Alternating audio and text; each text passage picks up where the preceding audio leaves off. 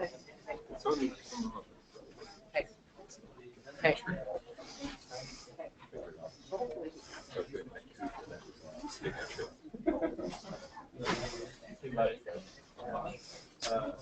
Let's pronounce your last name. Finesse. Finesse. That's right. Can we get started? But I'm open. I'm flexible. Okay. So does it work? Can you hear me? I don't. You got to.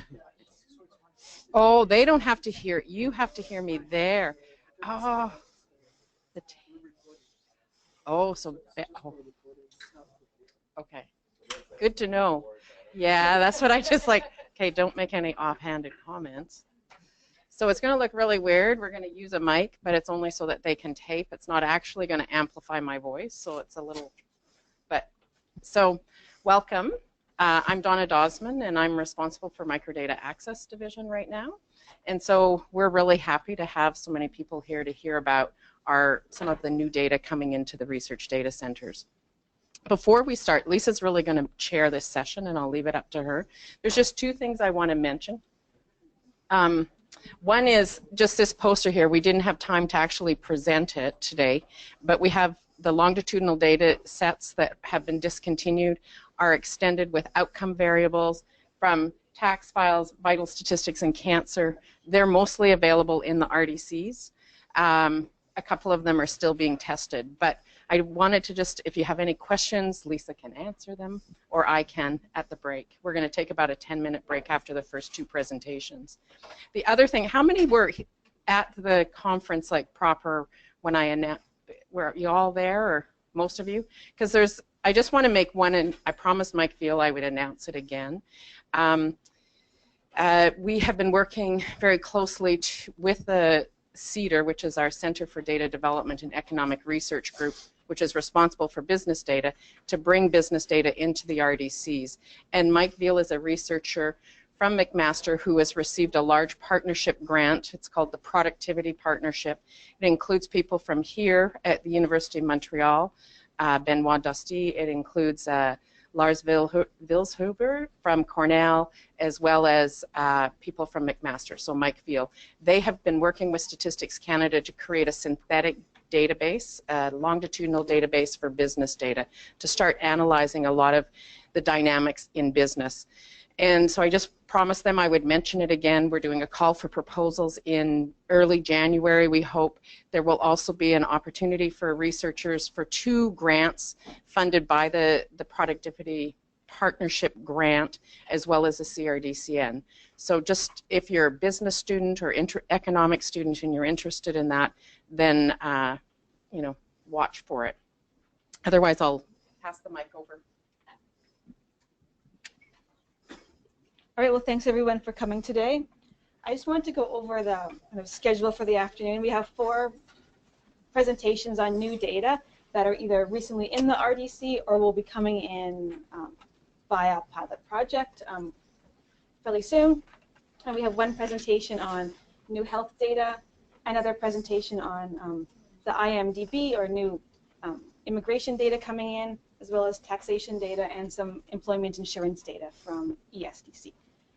Each presentation will be about 45 minutes, so probably around 30 minutes of presentation and about 30 minutes for questions. And we'll have a break around 2:40, a 20-minute coffee break. You can ask questions then too, and then we'll proceed with the other remaining 2 presentations. So I want to start off by introducing Nicole and Philippe, who are from Statistics Canada, and they'll be talking about 3 new data sets that have recently come into the RDC. So the CanCheck data, the Census data linkage, and the CCHS data linkage. So I'll bring it over to Nicole. Sure. Hi, everyone. So I'm not really going to talk specifically about the link data. I'm going to do just like a quick kind of introduction to record linkage, and then I'm going to spend a bit of time to describe some of the new data sets that are coming to the RDC. And then my colleague Philippe, he's going to talk a little bit more about the specific data sets and some of the interesting stuff about that. All right, so So why do we care about record linkage? Well, there's a lot of demands for data these days, and this has led to a lot of advancements in record linkage. And record linkage has the possibility of creating more possibilities using multiple sources of data than you get from single source data. And it can help extend the analytical possibilities of single source data. So the record linkage process is a process whereby personal identifiers are used to identify the same people across different data sources. So for example, people that contribute to the Canadian Health Measures Survey provide information about their name and their date of birth, their health card number, and this information can be used to link them to other data sources like admin data about cancer registry and things like that to be able to look at different questions. Working with linked data is slightly more complex than dealing with single source data. Philip's going to kind of touch on a little bit of that in his presentation. So Statistics Canada has a system to facilitate these record linkages. And they work in a virtual linkage environment that uses a two-step linkage process that protects the personal information of our respondents, but also allows for flexibility and efficiencies when it comes to dealing with record linkage data. And this is used by, or this is obtained by creating a register of unique keys that allow for keeping linkages, keeping the structure of the linkages intact without actually having to connect and maintain data sets of data.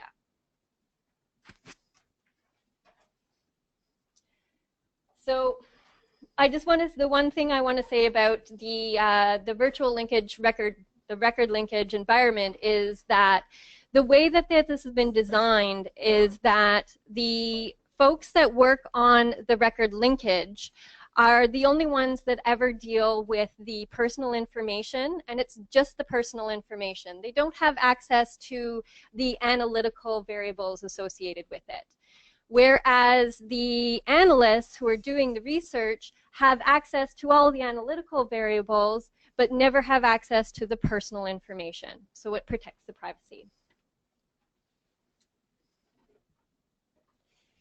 All right, so let's say that you're interested in having record linkage done in partnership with Statistics Canada. So the way that this works is you come to Statistics Canada with your research idea, and we work very closely. We have teams of people that it is their job to do this sort of record linkage and client services. So the teams work with you to do an estimate of what the cost, what the feasibility, and what the timelines would be for your particular project of interest. Then you go off and you do your own approval processes, and then you come back and we do our Statistics Canada approval processes. And then after all of this, the analysts are provided with the keys that are associated to link the data for their approved linkage project. Oh, and then the data, I'll say the data then is distributed through a secure access point. Most of the time, this is the RDC. And the way that it works for these projects is usually there's a exclusive time period where the researchers associated with that particular project have exclusive rights to that access, and then the expectation is that data is released for across all of the RDCs and all people and having access through there. So let's say you don't want to wait for your own linkage progress. Well, I'm happy to report that there's linked data already available in the RDC, and there is a bunch more that's coming up very soon. And all of this data that's there is accessible to everyone. So if you want to access the linked data that's there, it's basic same protocols that you would for any other project going through the RDC. It's kind of different. What the process is kind of different depending on the type of research you are. So check with your RDC representative about the specifics. So let's take a look at what's in the RDC right now. So, and this is not all of it. This is the stuff that's specifically focused on health-related topic area, because that's what I'm interested in. So we have the 2006 census that's linked to the Discharge abstract database. And Philippe is going to talk more about this specific data. But basically, this is the long-form census linked with hospital records that also includes some demographic variables, administrative variables, and data for acute care and chronic rehabilitation and day surgery hospital discharges. There's the Canadian Community Health Survey from 2000 to 2011, including focus content, which has been linked to the Canadian Vital Statistics death data. It's also been connected with the Discharge abstract database. So the Canadian Community Health Survey is a cross-sectional survey of Canadians age 12 and older that measures things about health, health behaviors, healthcare usage, and things like that. And then the death database provides death information for deaths that have been registered in Canada. Philip is going to talk about the CCHS and the DAD linkage a little bit in his presentation, so you'll get some good details on that. And then we have the 1991 and 2001 Canadian Census Health Environment Cohorts, or CanCheck, if you've heard of that. And this is an interesting linked data set that's come out of the Health Analysis Division that provides information on the health status across groups defined by the income, education, occupation, language, ethnicity, Indigenous and visible minorities, and disability status. So a lot of indicators in there associated with inequality, which is what we're talking about at this conference. And then there's also prenatal outcomes, which is the 2006 Canadian birth census cohort. So that information is already in there. We've got what's coming up. So this is like the super secret stuff that nobody else has really heard about yet.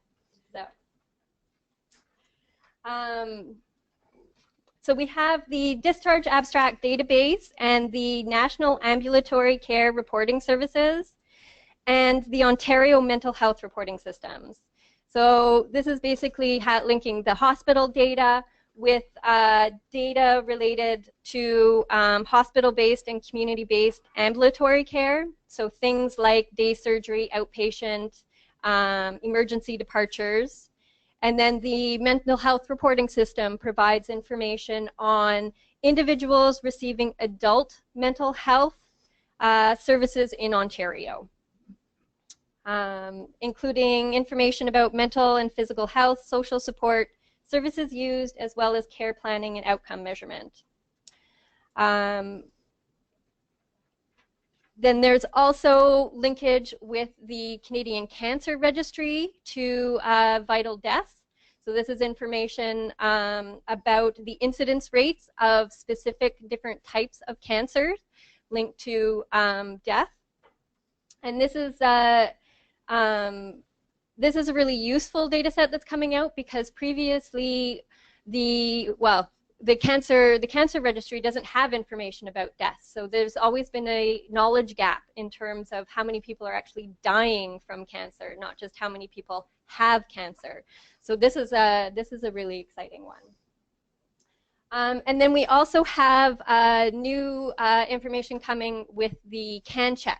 So the CanCheck linked to mortality and the CanCheck linked with cancers, including appropriate weighting that goes with that. And then just a couple of more projects. We have a data set that's going to be linking the Canadian community, or sorry, the Canadian Cancer Registry with the hospital data and the ambulatory care data, which is also going to be linked to the tax data, so we can get information about income inequality. It's being linked to the 2016 census so that we can get detailed information about different groups like Indigenous people and also their different education rankings. This is being linked to the death data and to the longitudinal immigration database, which Tristan is going to talk about in this workshop as well. So you'll get a lot more information about that. That's the database related to administrative data on immigrants in Canada. And then we have the linkage between the Canadian Community Health Survey and the Longitudinal Immigration Database, which is what I talked about a little bit in my presentation on Tuesday, if you were there, which it basically allows for looking at health outcomes and economic outcomes of immigrants across very specific classes of immigrants in Canada. And the other piece of information that it adds is it provides a Canadian-born population to compare, something that was missing from the data when just looking at the administrative data. And then lastly, I'm going to mention we have two occupational cohorts that are coming out based on very specific studies that were done. So there's the National Dose Registry, which contains dose records of individuals who are monitored for occupational exposure to ionizing radiation. And this is being linked to the death data and to the Canadian Cancer Registry. And then we have the Newfoundland Fluspar minor cohort. And the purpose of this project was to assess the potential occupational health risks that existed among the Newfoundland miners. And this is being linked to also to the death and to the cancer registries. For more information, contact Evan, not me. We have a team in the health division who their job is to link health data, and they're really the ones that create these data sets and do the record linkage. And they can answer your questions, anything that you've got. I am happy to talk to you about things, but they're really the experts in this. So now I'm going to pass things on over to Philippe, who's going to talk in a little bit more detail.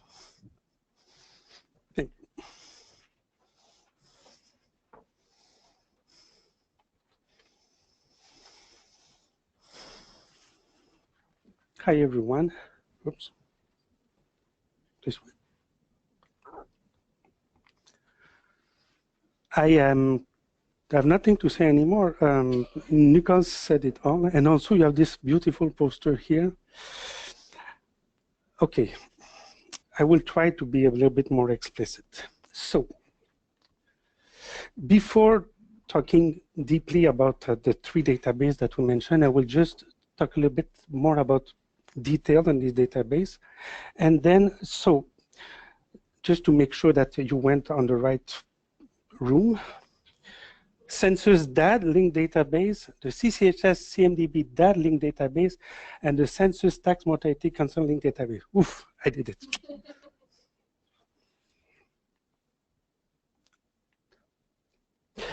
So, since we always talk about the same, well, the same database in this example, I will talk about these principal files once and for all here, and then we will be able to do the link later in the talk.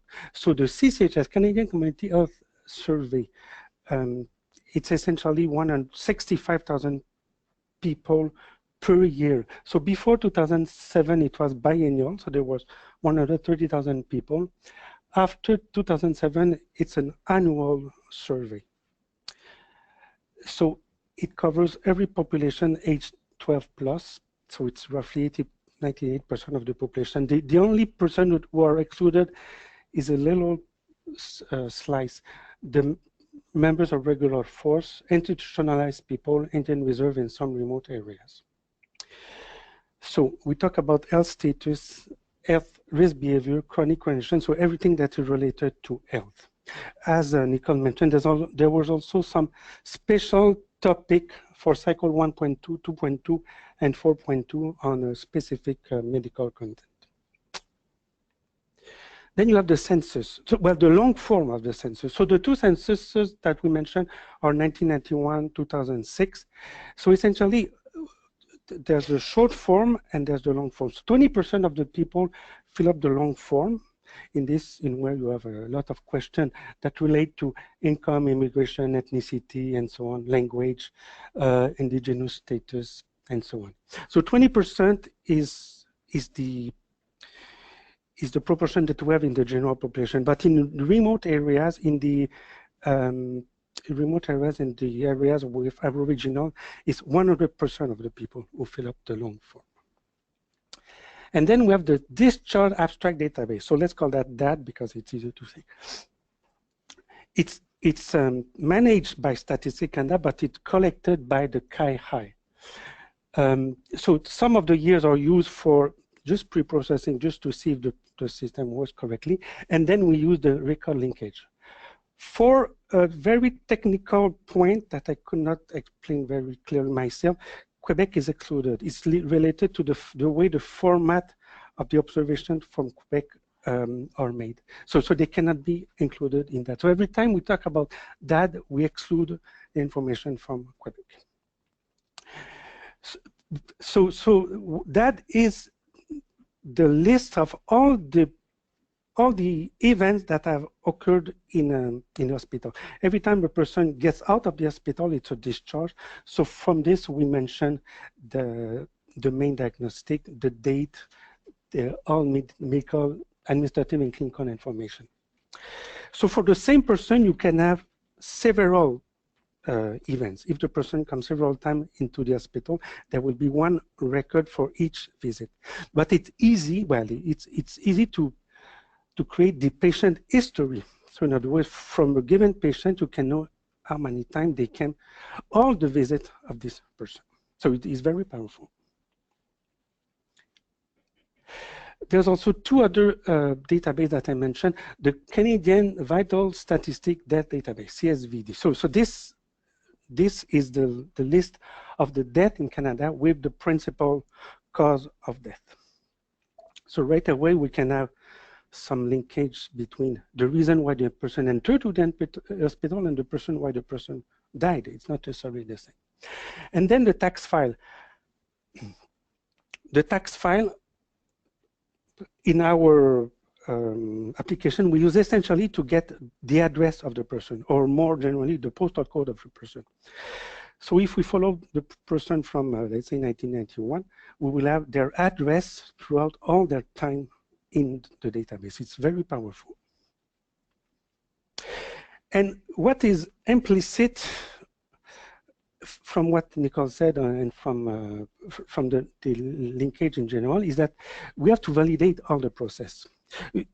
So there's two types of validation. The internal validation is you have to make sure that your observation, let's say from census, matches perfectly the observation from the data. You are matching the correct person to the correct event. You want to make sure that you are talking of the same person. So this is the concept of internal validation and the concept of error rates. I cannot give more very long details, but essentially the error rate is very, very, very low. Now you have the external validation. So you have your first file, your second file, you combine them. So the subset that you get, is it representative set? Is it representative of the population that you are trying to analyze? Is it because they are being linked? Have you lost some part of the population and so on? So this is the concept of external validation. So I will give a few examples later. So 2006 Canadian Census with the data. We wanted to better understand the health outcome and the healthcare use of specific population, like the immigrant indigenous group. We wanted to define differences, and we wanted also to see if there's other determinants of health that can be taken into account. More specifically, there are two research areas that have been done for this. The immigrant research. So these are the type of questions that we can have. We can compare the use of hospital resource by immigrant status, or as well by Aboriginal status. We can compare, well, what is the, we can analyze these surveys for immigrant seniors and so on and so on. So there's a lot of questions that we can ask because we combine the two data sets. So we start by the census. As we mentioned, the census contains a lot of information, age, sex, education, and so on and so on. And we link that to the DAD, which contains details on the hospitalization.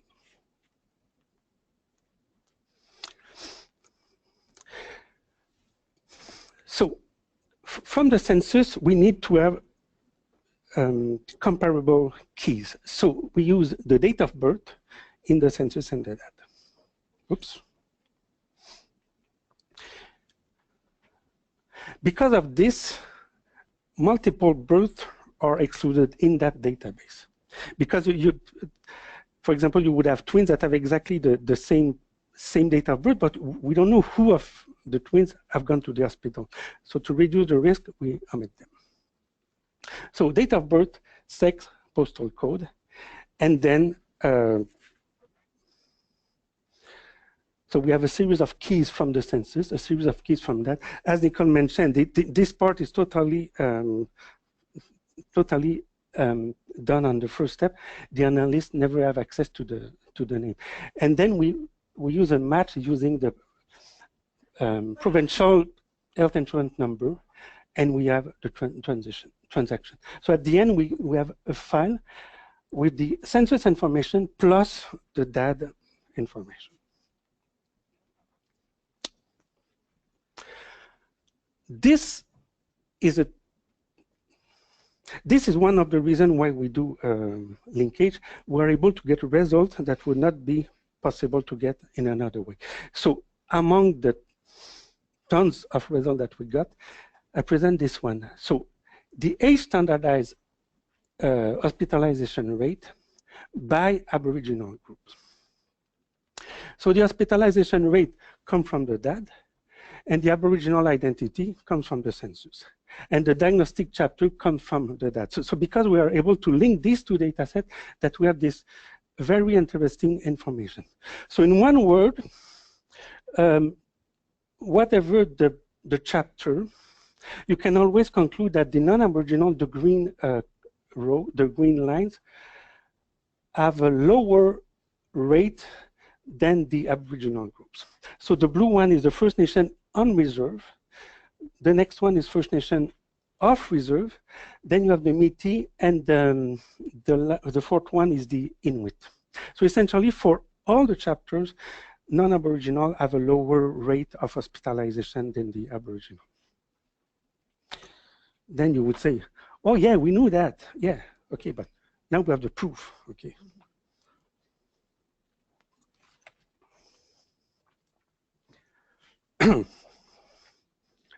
I'm okay? It's a joke. Okay. CCHS, CVSD, DAD.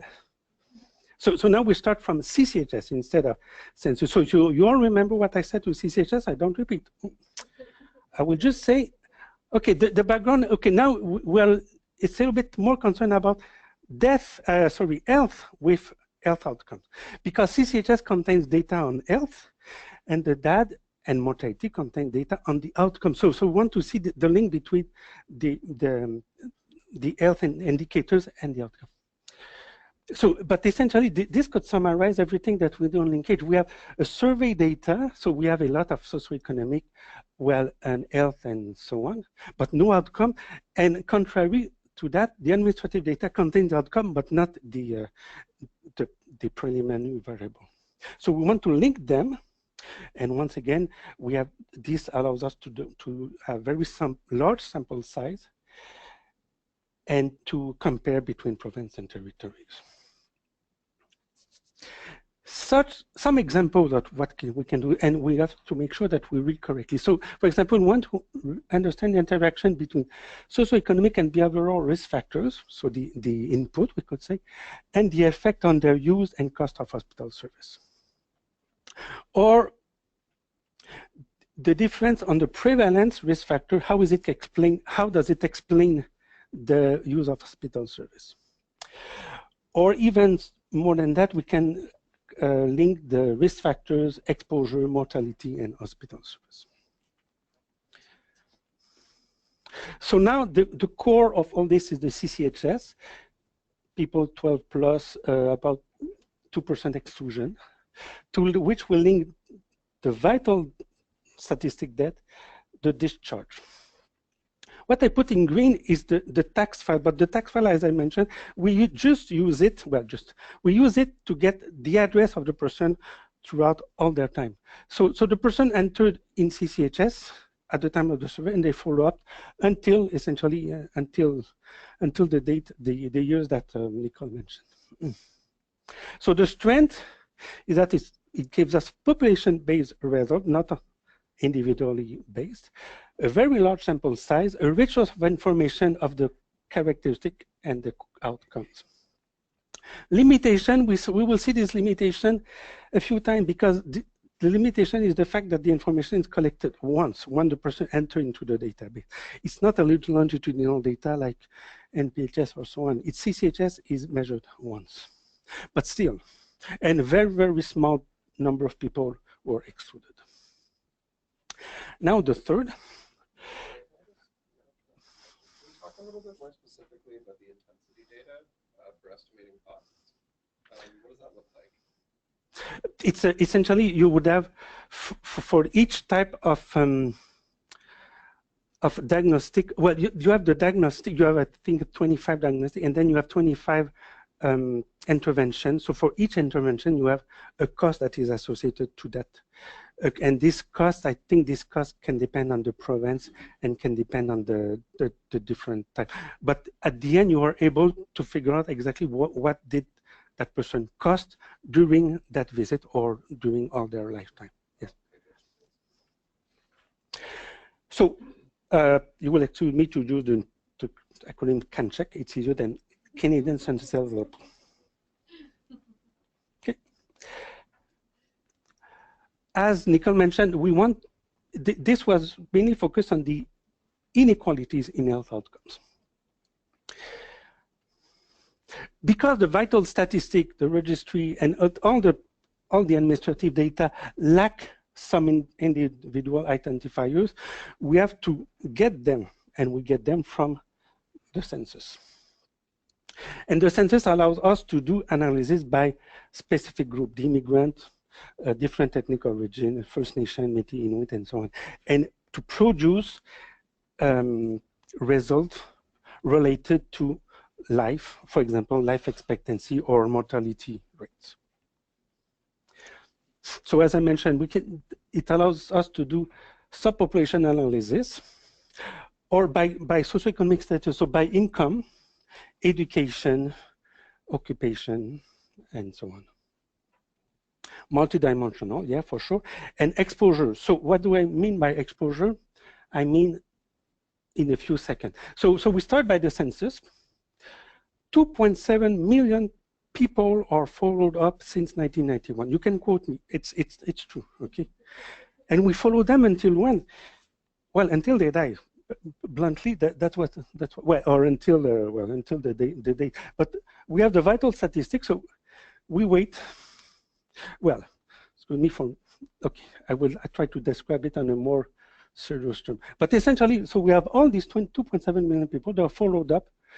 We capture all the cancer that they have, and we call capture when they die.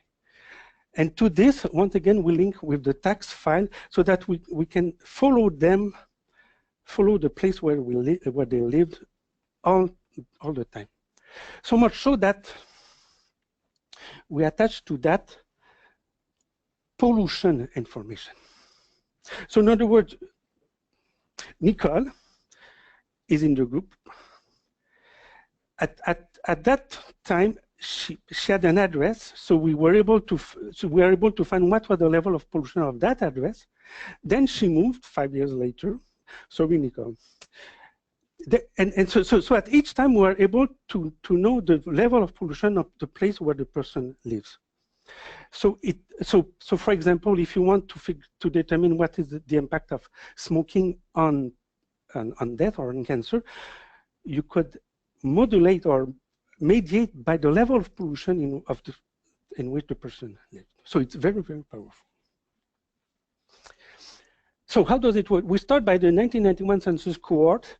We took the person age 25 and older at the date. Yes. Pardon? Oh, well, this is something, this is essentially from the, so we get the level of pollution everywhere in Canada, depending on the fineness of the measure. It could be 1 kilometer square or depending on the way. And then you have to smooth a little bit the data, because sometimes it could be that there's a peak of pollution and just the other street it's zero. So you have to smooth a little bit. All these are models in which you try to have something robust. So you use the robust data instead of the initial data. So at the date of census, you take all the person who are 25, and this allows for 3.6 million. There's some people who were not enumerated, but we will start to 3.6 million, and we arrive at 2.7.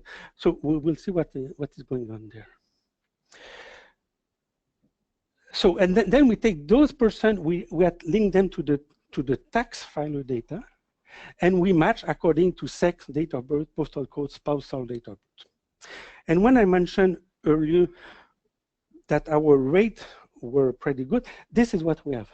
80% of linkage, and among them, 99% correct links. So 99%, I think we can say it's good.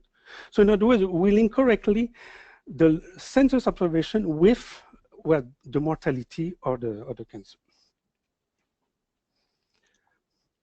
So I mentioned 3.6 million, and due to the fact that, well, we do not link everyone, we arrived to 2.7 million. This is the number of people who are followed up since 1991, as I said, until the end of the story. But the point is, okay, what we have now, is it good or is it bad? Did we capture a correct, a representative sample? Well, let's see. The proportion of male and female is very close. The proportion by age group is very close. Maybe we don't catch enough older people, but it's questionable, it's debatable. The education, maybe we do not have enough low education and so on.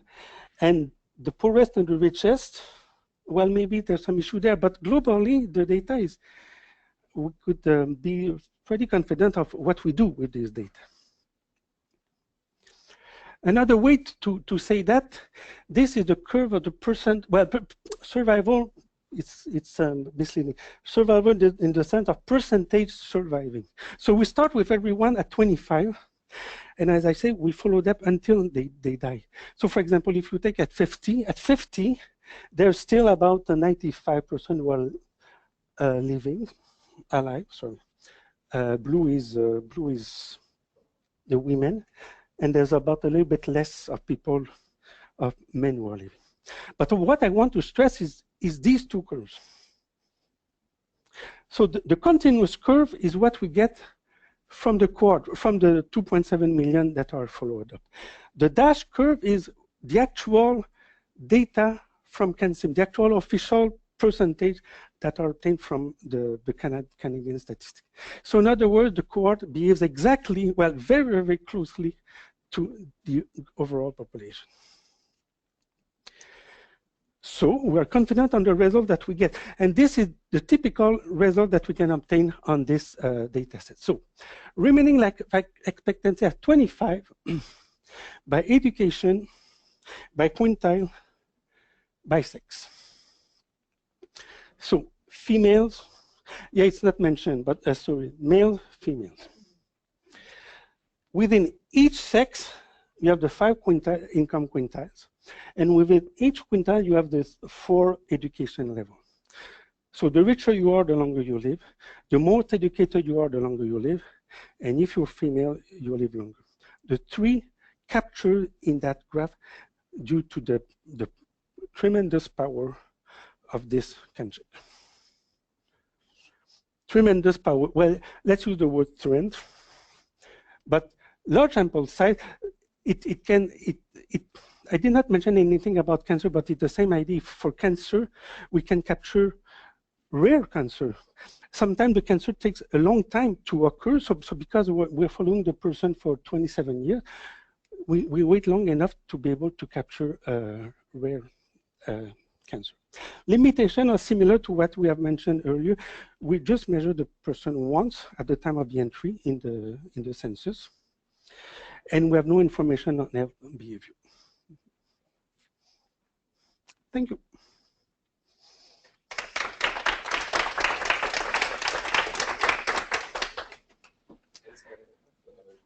Exactly, and exactly at 40. We have about 10 minutes for questions. I do have another question. Do you, so you have the location data all the way through, like you come from tax value, follow them all the way through to the end? Yes.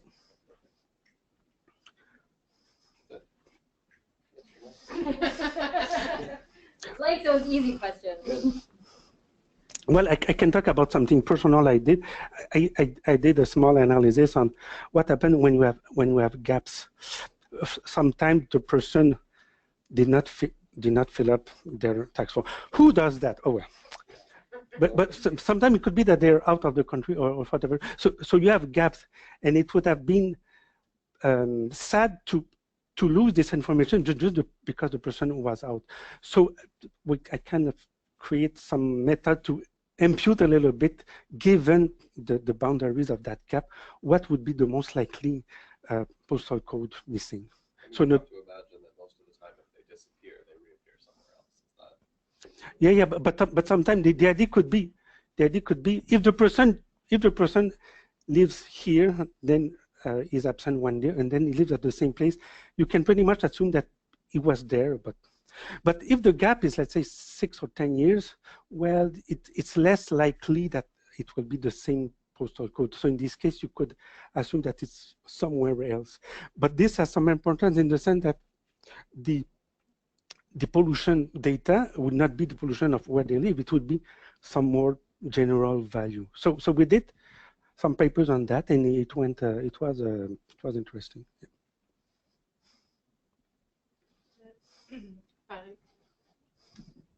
Par exemple, si quelqu'un d'une autre province déménage au Québec, à ce moment-là, il y a une partie là, des données qui excluent le Québec, comme pour le cancer ou pas le CCH. Pas le cancer, c'est seulement le DAD.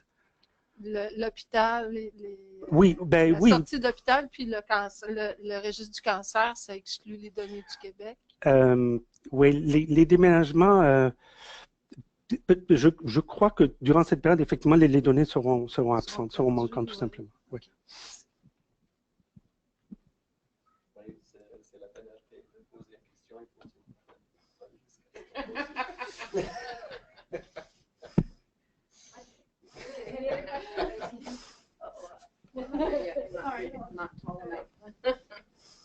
Any other questions?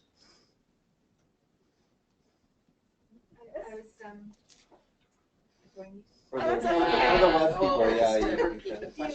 Okay, so there was no long form of the census in 96 and 2001? Or what Not the same years people. that we lost, that we didn't have long form of the census? No. Every time we use the long form, when we do the linkage with the long forms. Okay, and so will there be linkage with? So in which years was there a long form? Every year. Every 5 years. Every time we fill up a census, yeah. So, what are there future plans to make the linkage with the? So I mentioned 1991, 2006. Yeah. I think you mentioned 2001. It's the same technique. It's the same method. Recently, due to the non-compulsory census in 2011, there was the NHS. So this is a little bit different technology. But but the one that we mentioned are the one that we use in our linkage. But generally, for every census, there's always 20% long form and 80% short form. So maybe I can just clarify here. So there is the census information that goes into the linkage environment, and more recent censuses are there, and with the 2016 coming into that. However, the benefit of the CanCheck system is you start the linkage and the core cohort from way back then, so you can follow them through all this time, which is the power yeah. of that sort of thing. So having more recent long forms in that particular linkage is not, but yes, there is linkage with the census through other areas. Is that okay? Benoit? On pourrait pas faire l'exercice dans le sens contraire, commencer avec 2016 puis faire un montage avec les données significatives en calculant par arrière. Commencer quoi avec 2016? Le recensement de 2016? Ou le date de 2016? Définir une population aujourd'hui puis regarder son profil.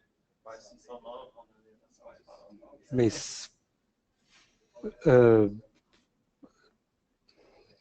j'imagine que en fait ce que vous voulez c'est voir s'il y a manière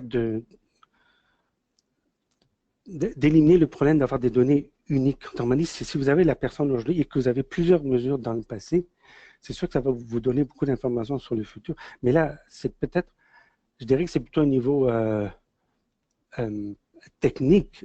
Conceptuellement, oui, j'imagine que ça peut se faire, mais chaque appariement fait l'objet de la validation interne, la validation externe. Il y a des tonnes de tests qu'on fait avant de savoir si c'est possible, avant de s'assurer que les clés sont bonnes, etc., etc. Mais j'imagine que en soi, la question est pertinente. Oui, le choix est pertinent.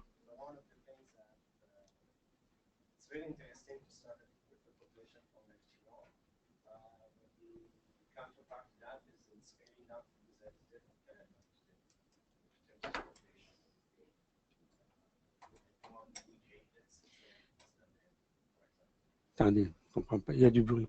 Là. Une des choses qui est bien intéressante ici, c'est que when you look at 91 as a baseline, we do have the population of 91. It's an interesting population, but it's not representative of Canada's today. Yes. So, yeah, but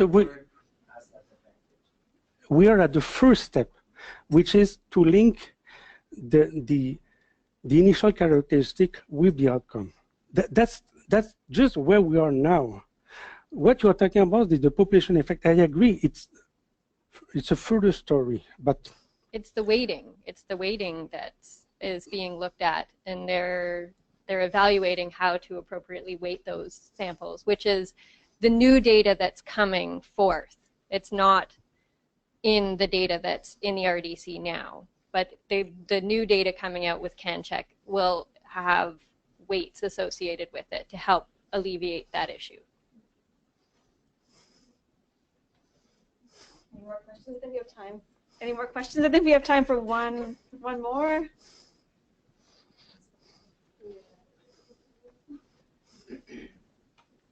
No more questions? Let's move on to our I just have one point. Okay. You can also send emails to Nicole. She's someone else. It's Nicole.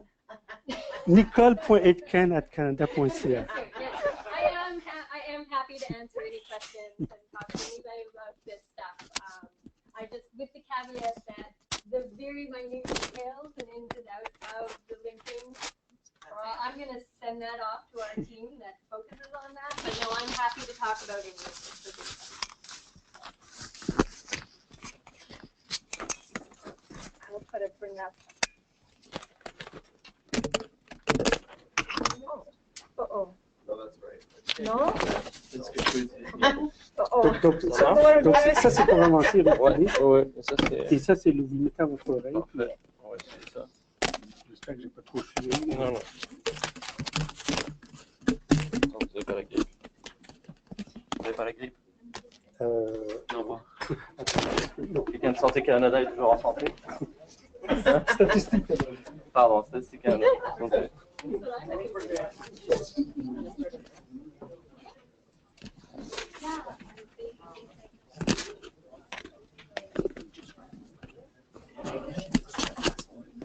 Okay. I think we missed one. Yes. But we missed some grant. But we'll try to do better. Okay. It's probably easier to repeat the question. Yes. Okay.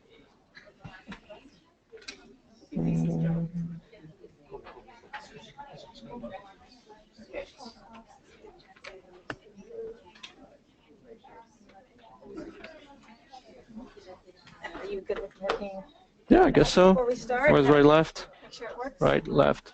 Perfect.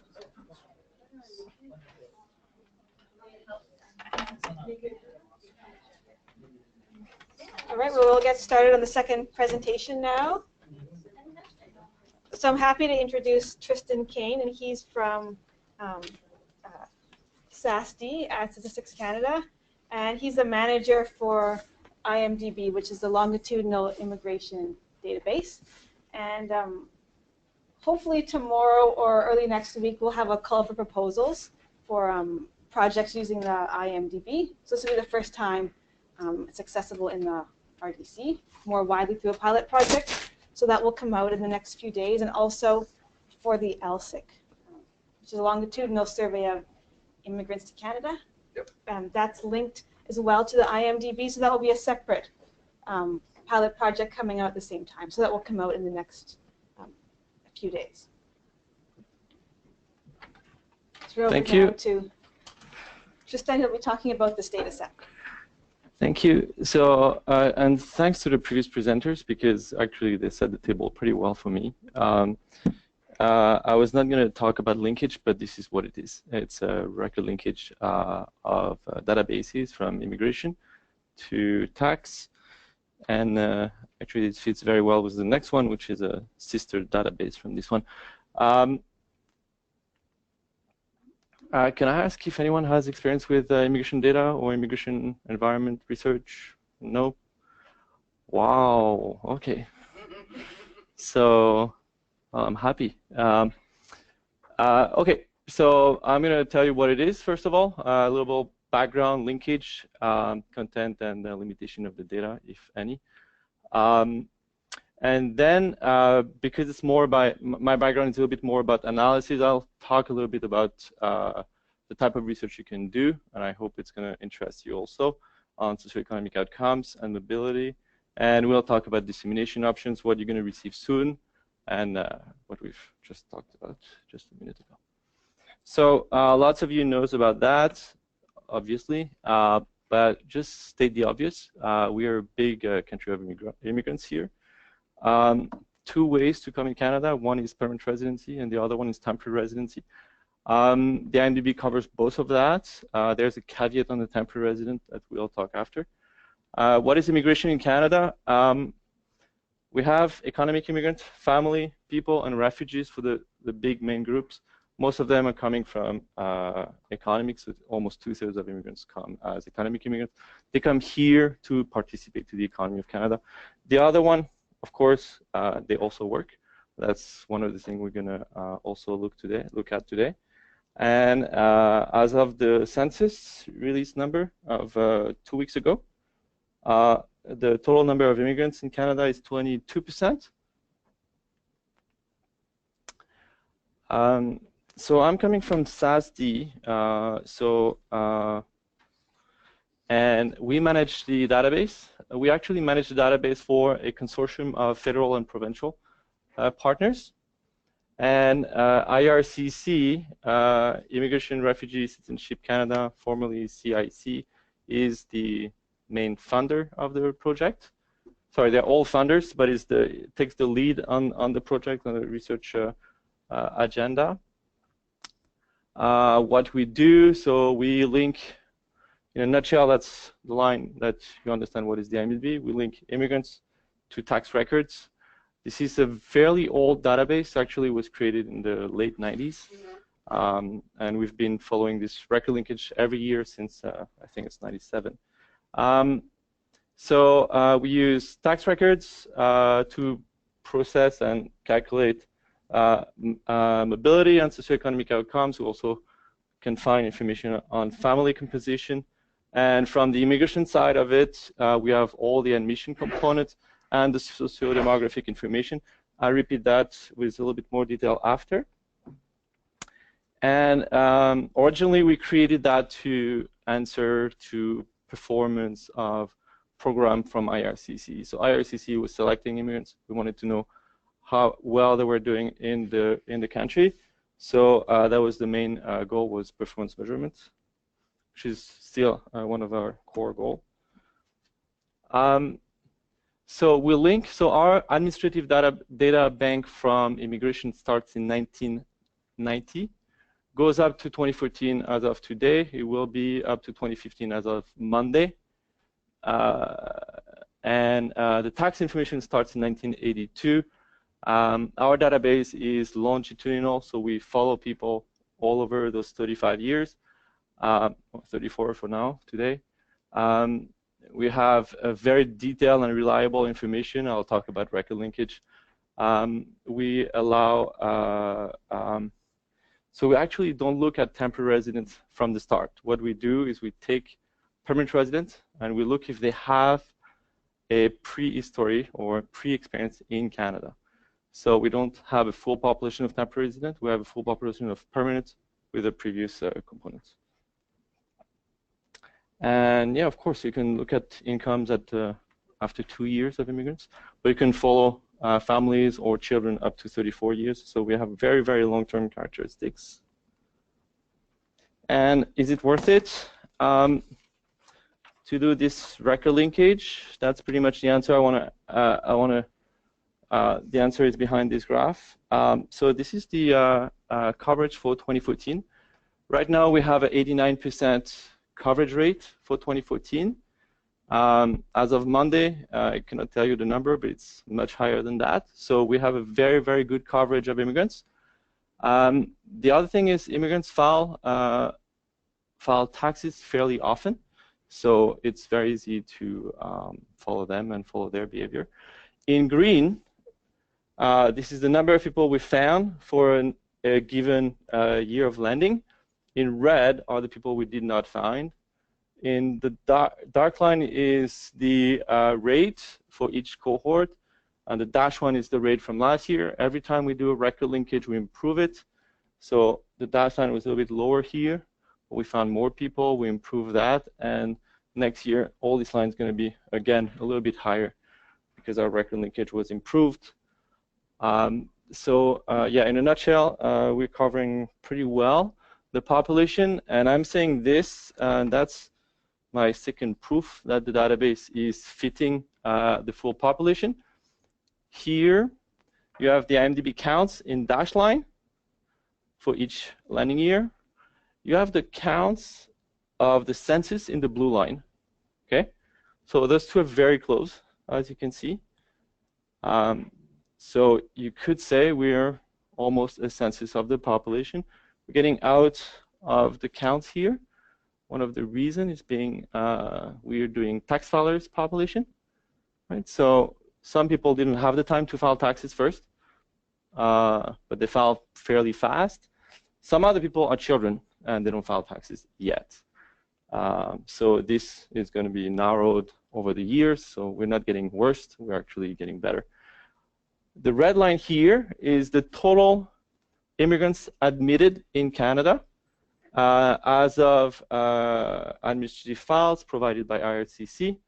So the big difference with all of this is from IRCC, they do not know, they know who gets in the country, they do not know who gets out. So the blue line is telling us what is the true population.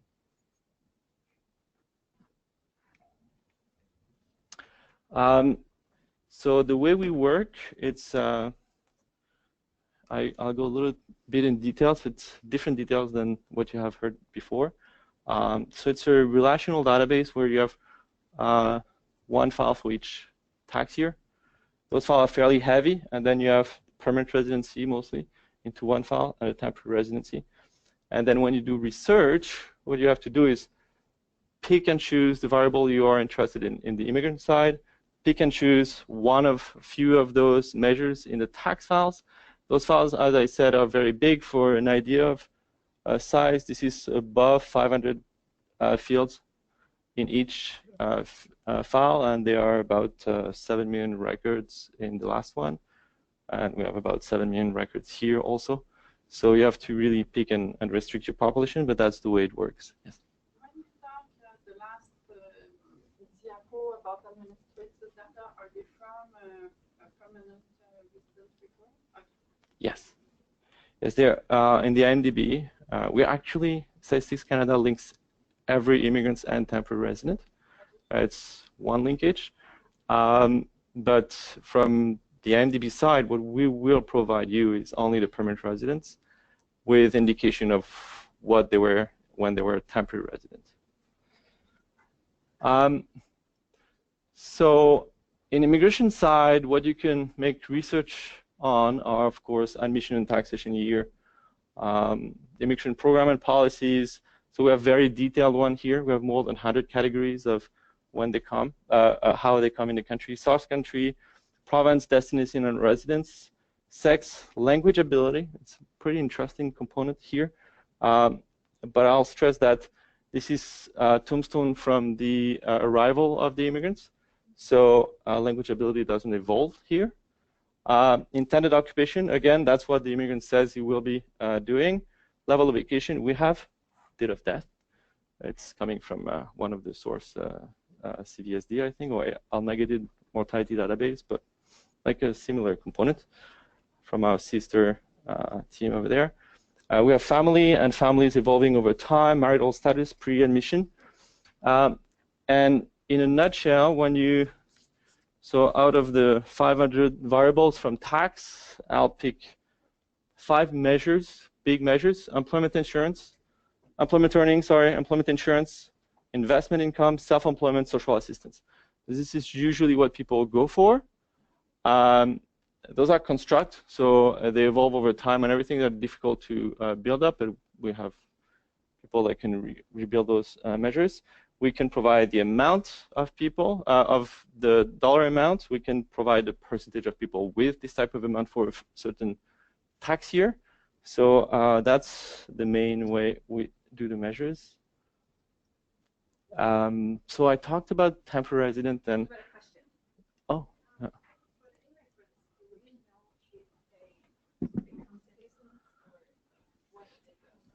I'll repeat it. It's okay. So for immigrants, do we know if they become citizen? That's actually very. Yeah. I had a bottle of water just before. Oh, you take one of those bottles. Oh, that was it. Can you repeat? Oh, you yes. No, I did repeat. So do we know if they are citizen? My answer is yes. Tomorrow. So it's not here, but I had a meeting yesterday. We've received the file 3 weeks ago. We're working on it, and it's going to come in the RDC in about a year probably. The time we do validation, so probably not IMDb 2015, IMDb 2016, and the file is not. It's not covering everything, but it's at least covering 2005 to 2016 for now. Mm-hmm. And you said the data is available through 2015. So the 2015 is the tax that they filed in 2016 or carried from 2015? No, so for up to 2015, so it's landing year 2015 and tax year 2015 that will be published on Monday. Right now, I just have graph for 2014 because until today it's what we have public. Yeah. So you said there's a measure of languageability in yeah. this data. How is that languageability measured? So there is a language measure, and how is it done? How is it captured? The way it's captured, it actually it's a tricky and difficult question. The answer is it has depended on years. It also depends on emission categories.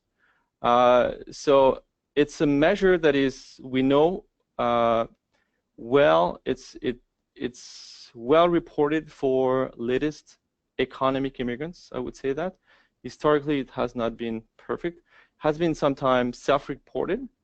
Now it's a mandatory exam, so for which you pass or not. So it depends. The only thing I can tell you is that you put that into a regression and it works great. You see the difference, and I'll talk about it after. But self-reported, but people don't like that much. Temporary residence. So we have lots of interest in the last year or 2 years of temporary residency. I like those research a lot because it's new. It's been only 1 year, and so if you want to do research on it, there's lots of stuff on transition between temporary to permanent residency. We capture information on their temporary foreign workers. We know what type of special program they were accepted as a temporary foreign worker, the type of occupation for some of them, how many permits and how long they were. We have student permits, so how many they had, which level, a refugee, where they're coming from, and everything. Yeah. On the occupation, do you have the information about the occupation the person had in Canada, or yeah. Want to get no. So for some of them, so about occupation, the question will be in the answer. About occupation, for some of the temporary foreign workers that do not have exemption, so there are temporary foreign worker permit that are requested from ESDC, Employment Social Development Canada. For those, we verify if the job is not affecting a Canadian. So for these, ESDC will give us a NOC, so a National Occupation Code. I know you're not fit from the federal, so I'm trying my best here. So we have for certain.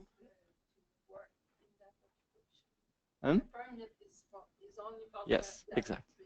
Yeah, and then you have a big set of permits that are provided by IRCC that goes beyond the ESDC requirement of so they have an exemption of this study. And for this situation, ESDC usually say what people are doing here. So they have special projects for truckers in Alberta.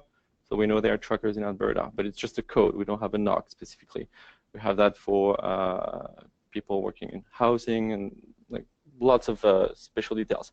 So it depends also on years. So there's lots of information here. Tax data, I'm good. Tax data, you'll have a lot more on tax probably after.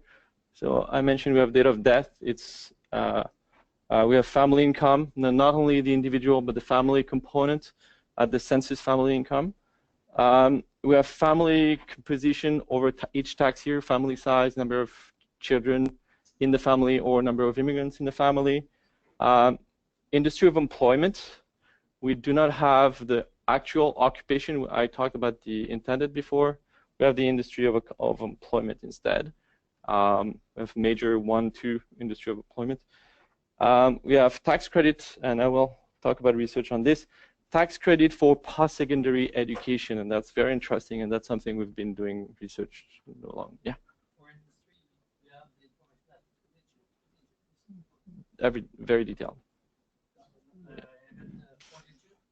Yeah, 5, 6, it goes to 4. Yeah. It comes from the business, I think. Yeah. So we actually link more than just 2 databases, but to make it simple, I just talk about 2 databases. So weakness and challenges. Well, the first one is an obvious one. Our database do not cover people that do not file taxes, so children do not file taxes. So we have underrepresentation of young people. After that, for 2014 linkage, we reach 81% when you reach 18 years old. And if I was to look into the 3 big group I was talking about, you'll see that for the family people, I actually find them pretty well. So their coverage rate is around the 80%. Same thing for refugees. They file T1FF, family tax file. Not because they always have employment earning, it's also because you need to get tax returns from the government. But of course, refugee works also. And economic immigrants goes very high, but actually tends to disappear over time. So that's an interesting component here. So they tend to move out. That's probably what's happening here. Okay. Challenge, no much, but still. So we're not a census, we're tax filers. We start from 1980, so we cannot say this is all the immigrants. We're missing the old one. And we don't have information on second generation. Although all of these, we could go above this limitation at one point, but it's a matter of working harder. Socioeconomic outcomes are restricted to tax file content. So if you open the newspaper, you have the employment rate. This is provided by the labor force survey. This is not what a T1FF will be giving to you. So on your T1FF, you say how much money you earn during one full tax year. So it's a different measure than what the LFS employment rate is, but it's very similar in some instance. The number is, I think, aligned. We don't have the current occupation I was talking about.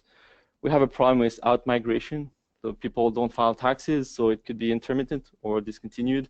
We don't know what they're doing at this time frame. Might be outside of the country or just didn't want to do it this year. Linkage rate. So the linkage rate is non-random because some countries are a little bit more difficult to flag. So it varies with age, landing year a little bit. But as I said, we have 89% for last year and much higher for this year. False positive rate is 0.27. So I don't think it's a big disadvantage here. Why do we have the IMDb compared to other databases? You can go to the census, but the census is cross-sectional every 5 years. You cannot follow one person in the census and 5 years after that another person. So it's just one picture at one time. Ours is longitudinal and it's a yearly basis. The census is a large population, of course. It allows you refine analysis. And since the census 2016, they actually include immigration category and economy and tax file into the census. So that's pretty interesting. Household surveys, usually they're a little bit more difficult with immigrants because some people want to study nitty-gritty immigration categories. So it could be limited in size. But they're very oriented towards research. One of the issue we have with administrative files, is the fact that they are not built for analysis, but you have to make them like for you if you want. So they're not measures of social networks and a good indicator of the level of English or anything like that. This is just administrative data.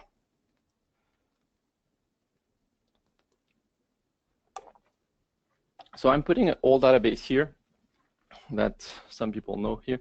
The Elsic, Longitudinal Survey of Immigrants in Canada. So it was one single cohort, 2000, and a little bit of 2001. It's a sample with 3 waves. It's longitudinal. It was following people for 4 years. One of the good things I was talking about before, it's a survey. So it's specifically designed for your research question, especially for network. There is religion information and components like that. So it's getting old, but what we've done and what you're going to have also soon with the call of proposal is a link between this survey and the IMDb. So making this 4 years follow-up information into a 15 years follow-up information just by the fact that you connect the files together. So I think it's going to be pretty interesting, especially because of the social indicators. And of course, we have the sister database of the IMDb called the LAD, which you're going to have a presentation in 15 minutes. Right? The LAD is a 20% sample. You'll hear more about it soon. So what analysis can we do? And that's the part I prefer. So I hope there is still more time. We can follow people longitudinally for 34 years. I've said that. It's fiscal data for the individual and the family. So I'll show a little bit of this. And also one thing few people do, but I think on health data they were doing this, you can attach to your data, you can attach information from other sources. So what is the employment rate for this area? You could put that into your analysis because we go to very fine and detailed level of geography here. So you can reattach everything as you wish. Okay, so let's see an example of, I thought about you over there, offshore languages. This is the income for offshore languages in one single cohort of 2006 people residing in Toronto, and that's tax year 2014. And what we see here is obviously for the median employment earning, the highest among all of those immigrants are the one that knows English and French when they are admitted in the country. And the least are neither English and French. So there's nothing groundbreaking here. But it's interesting for me because it's actually telling just one piece of the story. And the piece of the story I much prefer is this one. This is the cohort 2006, same population, same date. Okay, but now I'm looking at what was their income in 2007 and the growth up to 2014. The red is both languages. The black is neither languages. And I see the growth is not the same for everybody. So if you don't know any languages, although you will learn languages over time, that's the expectation, but your income actually increase is much lower. If you know both of them, your increase is much bigger. Okay, so that gives you a longitudinal capacity, which is much more interesting, I think, than a cross-sectional component.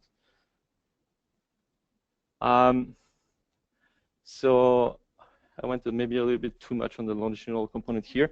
This is the follow-up of each cohort.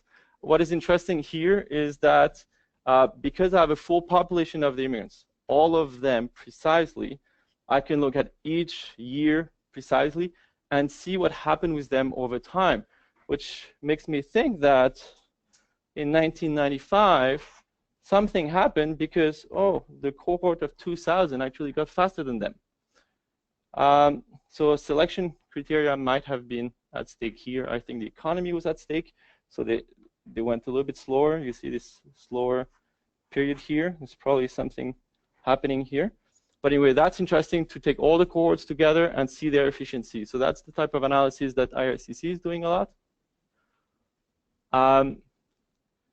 And because I was saying that I have the full population, you'll know it by the end of this presentation, for sure. I can look not only on refugees, but I actually can go down to government-assisted refugees, which is a subgroup, privately sponsored refugees, and refugees landed in Canada, which is the asylum seeker.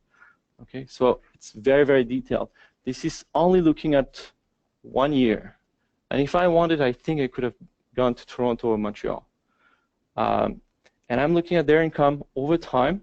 The dashed line is all immigrants. Very interesting. The PSR and the refugee landed in Canada, both of them start at year 1 at the same income as all the immigrants, but they don't grow as fast. There are reasons for that. I think I'll skip for all the reasons, but there are very interesting reasons for it.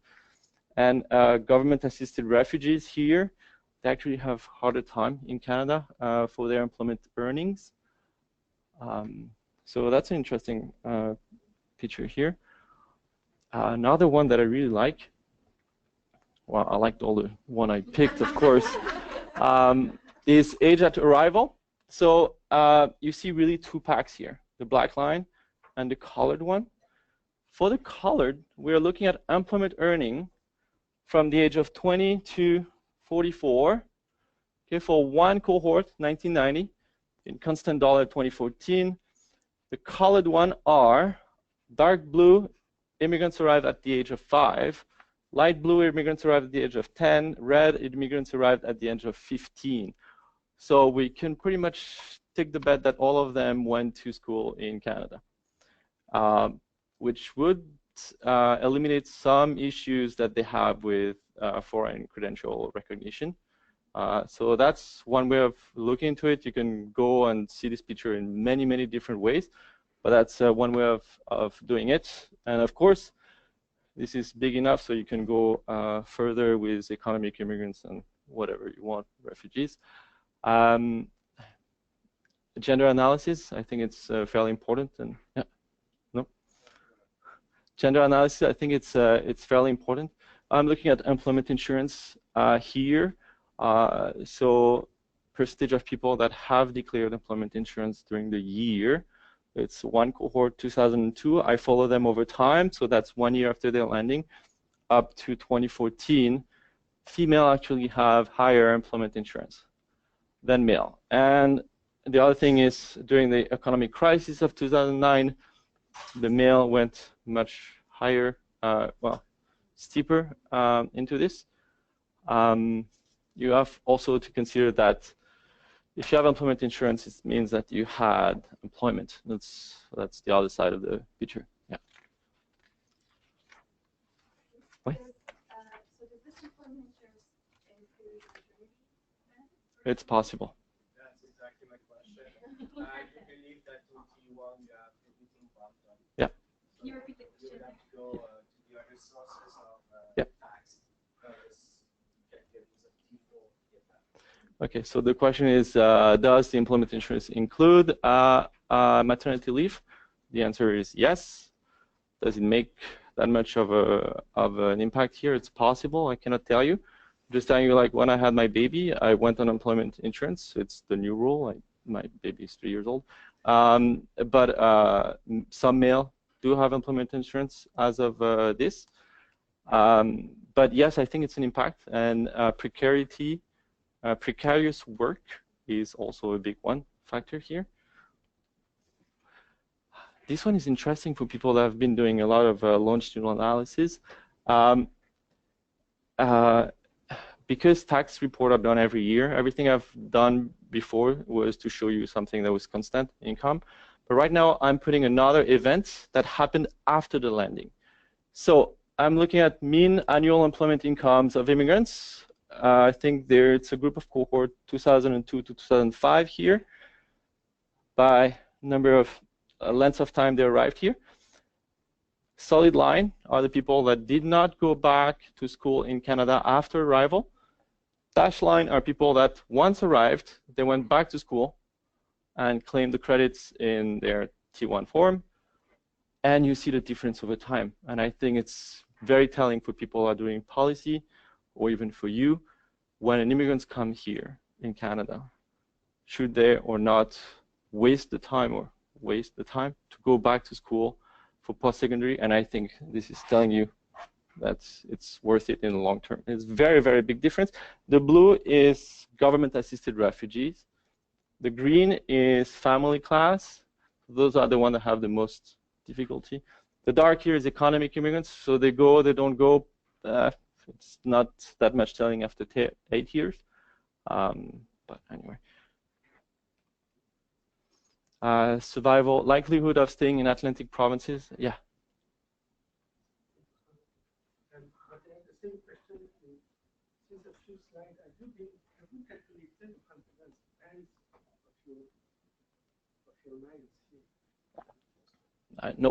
And in this 19, I'm not sure about your conclusion, because you just say that one line is about the other, but yeah. No, you did it on the Yeah, so I don't need to count for margin of intervals because I have a population. So it's not a sample. So if I'm making $1 more than you, I'm making $1 more than you.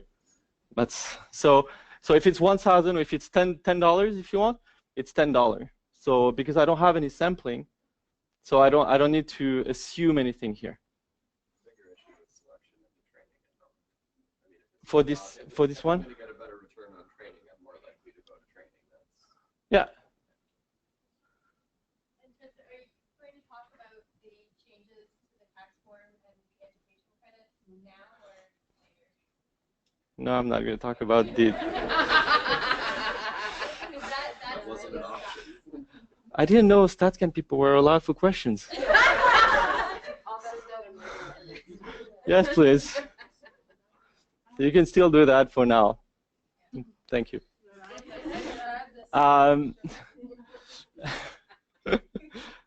This is survival curve. So people, we've noticed that, or Atlantic provinces know that a lot of immigrants are moving out. It's a big problem. So a colleague of mine made a research and a paper will be published within this year about what's happening. And on one of the graphs she had, and I took, shows me the survival rate, or the likelihood of staying in Atlantic provinces. I'm going to use the two examples here. The dark blue is for the people that have temporary residency before becoming permanent residency, temporary residency experience in Atlantic provinces. And the light blue is the one that did not. So selecting immigrants that already have either a temporary foreign worker or student permit is relevant here. So I think it was a nice thing to know, and the province will see that soon. I'm not sure they've seen it yet. Okay, so mobility, we can do much more indicators than just the survival. So this is a standard mobility. So I'll read all the numbers for you. No, I don't have the time. Okay, so we do retention rate, and we do in migration. So people get in, people moving out, and stuff like that. So. And that's for, well, you probably can't see the numbers. That's mobility after 5 years. I can do mobility after 3 years and 10 years.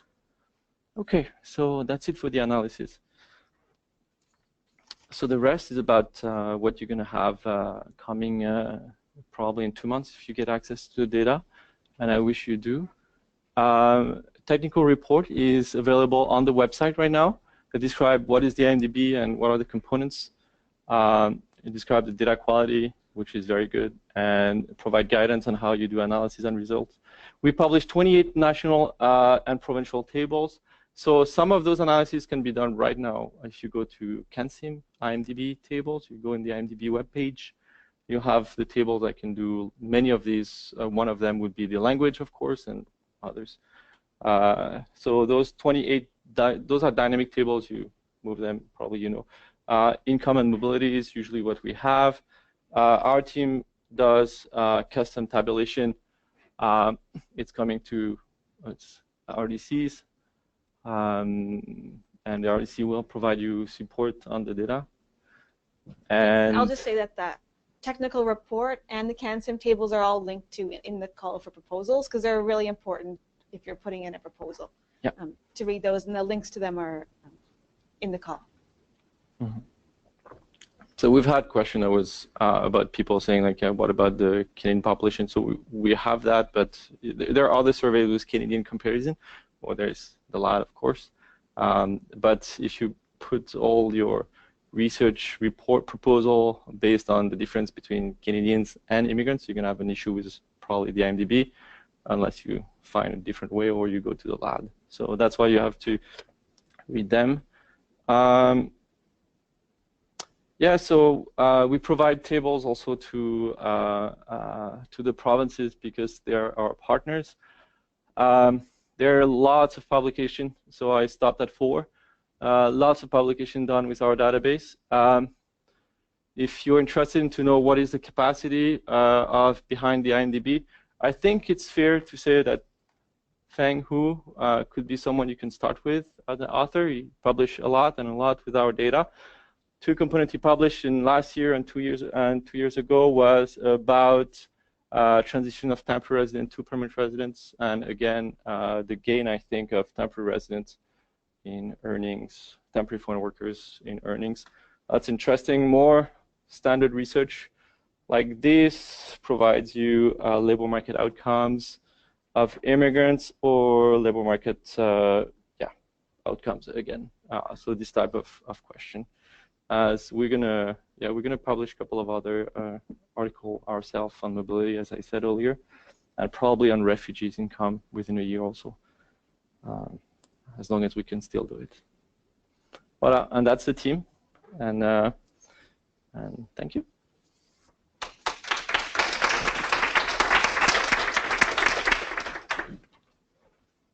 So any questions? We have about 10 minutes before the break, if there's any questions. Yes. En français aussi. Can you tell us a bit what level of details you have on the immigration file per se? For example, if I'm a Canadian experienced class person, do you know my program? Do you know my university? And if I'm a PNP, do you know if I was a truck driver in New Brunswick, or if I was from Brandon in Manitoba? Yeah, mostly. From a policy questions, these are the real questions, because there's been a gazillion studies using the census on immigrant success. Your database is amazing because we can look at the levers of selection and whether they work or not. So we used to do that, and we don't do it that much because IRCC has, and we have so admin data structure and system change. I don't know if you heard about Phoenix. No, maybe not. Yeah, okay.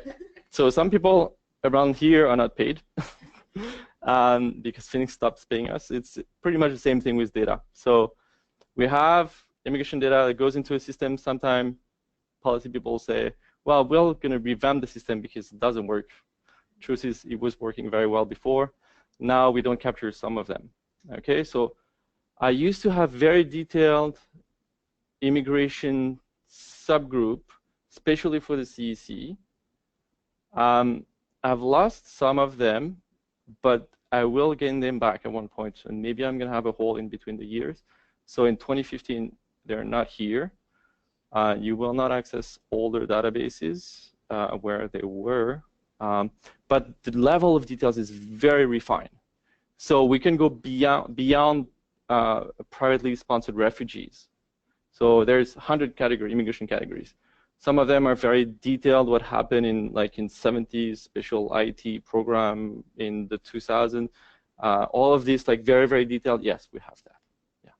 And we have, usually you have the group sufficient because it's a full population again, not a sample. So if there were 200 people landed from Haiti after the, well, much more than that, sorry for the, but if there were 200 from Haiti in 2007, then you can take these 200 people in 2007 and look at them for 7 years. Now there are privacy rules and everything that you have to follow after that in the RDC. So there are other things at stake though.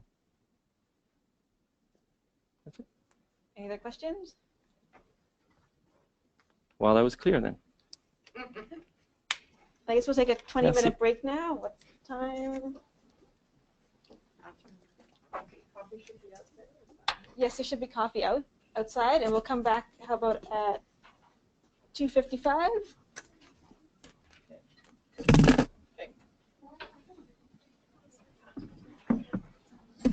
Ça s'éteint, ça? Can you shut it down or? So no, we'll leave it on. Don't say too much. I would like to know if you're allowed to share your PowerPoint. Is there a specific one you would? Yes, I think we will be able to. Yeah. Thank you. Hard to take it. I felt, yeah, and it's for my dog, so I would like maybe have a Yeah, I'm pretty sure, and I'm pretty sure that we'll be able to post them. Yeah, So it I doesn't think feel that that way, but I guess it Sarah is. posts them on the CRDCN website as well, but I'll find out for sure. That's not Paul Roberts. Yes. Yes, and I haven't talked to him. Oh, you haven't talked to Other him? people, yes, but it should be fine. Okay, is it possible if I send my email Yeah. No problem. And my email is Lisa Oliver Canada.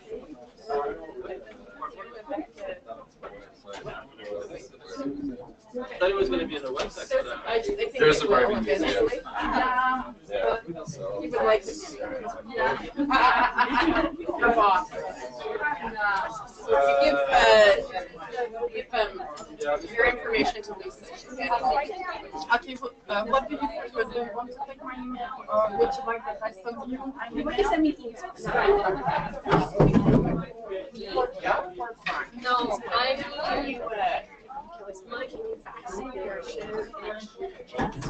so now I'm gonna ask him to scan. It's like truly gonna be my. Are you going to see contact again? Yeah, I'm gonna go. I was hoping you could order Yeah. Oh, yeah. Non, je savais un peu.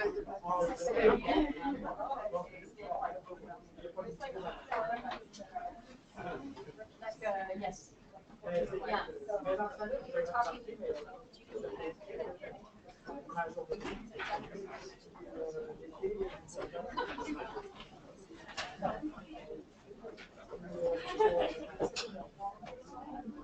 Oh,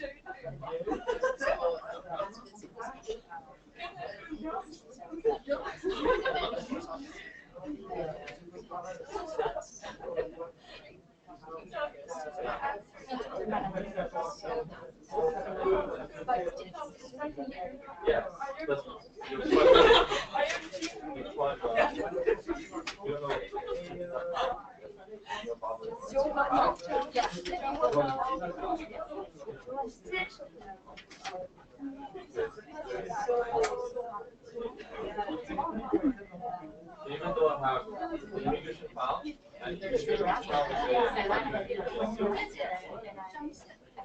they're very precise and having still.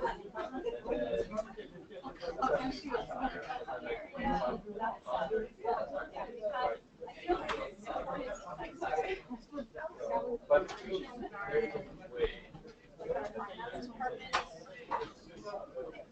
figuring out all of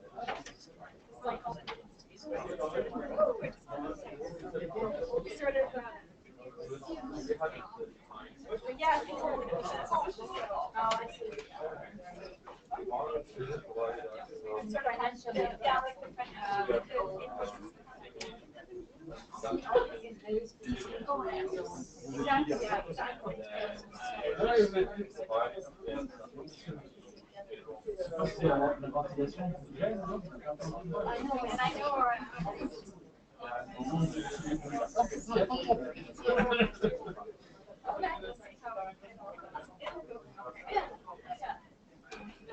Would this be done?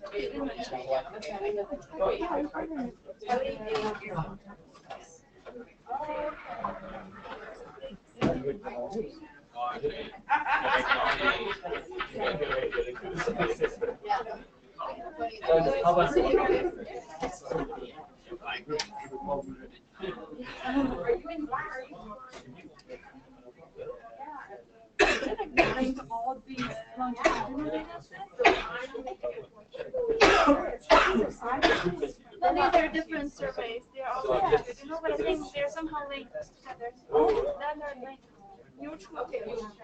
They're not longitudinal. En fait, je n'utilise pas souvent le tribunal. Oh, you mean each one of Dans notre dictionnaire, on donne samples? Wouldn't think that was a much. on a les détails.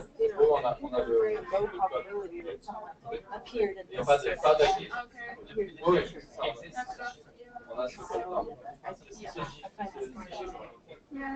les micro-détails donnent ça. Ensuite, nous, généralement, le dictionnaire donne parce que oui, c'est vrai.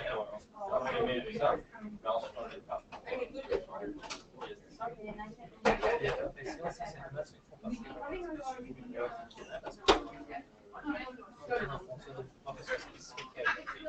C'est ça. Alors, on l'a pas après qu'il s'est gagné. Okay. Donc, c'est ce qu'il voulait faire en France. Le recensement, ça. Donc ensuite, il faut regarder quels sont les arrivées. Mais tu regardes en 2016. En 2016, ça veut dire quelle est l'actuelle occupation, quel est et le recensement 2016 est réattaché au fichier Unity. Et on peut savoir quelle était la profession que les gens voulaient faire à l'origine, et quelle était les différences. Ça c'est intéressant. C'est pas original. Crank to Windows 3. Correct. Oh, I see. I thought it's like the 5 of them were linked inter. No, it's just each of them is linked with it. NLSCY, yes, and this one in the RCC. Already? But one of them doesn't have one of them. I think yes doesn't have cancer or mortality. Because they're still young. So Yeah. one of them we only did leave. Okay. It's like bad timing. Everything's due at the same time. So if I need to access, I need extra application. Like I have access to Split, but still I need more. Apply more for the. All you need to apply for is this linkage key. Okay. So what you get is a linkage key with this attached. If you have Split, you already have it. And then you need to apply for this linkage. I see. Okay. You need to apply for data. Yeah. Yeah. It is, we're talking about how to deal with it, so we haven't actually fully validated NLSCI. So we've got one person internally that's just starting to look at it, and so we're going to put out a call for proposals. So, and then this one, it just had some weird things that we did some validation, and we're still working out how to explain a couple of things, because National Population Health Survey, so it's about 8,000 or 9,000 people. Is it all out? I think it maybe starts. And then at the age, so it's the same, and there's 9 cycles of it. Originally, it was always linked with the death sort of data, so you had when people died.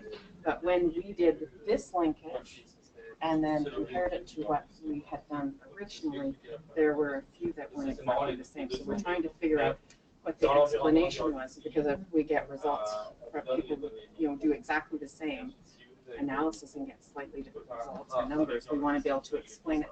Some of it is because people said, oh, that person died and they're really happy because they showed up in taxes 5 years ago. So it was a way of getting retiring out of the survey. So, and then some of them it's just, they're both deterministic, but they have some probabilistic. Better data, better information, make some, we always have some error. So they're just working on how are they going to explain it, and then those will be released. So that's the only reason why that one isn't out yet. The other one just hasn't been validated yet.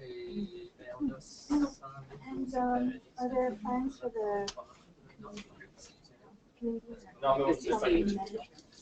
CHMS to be linked to anything? I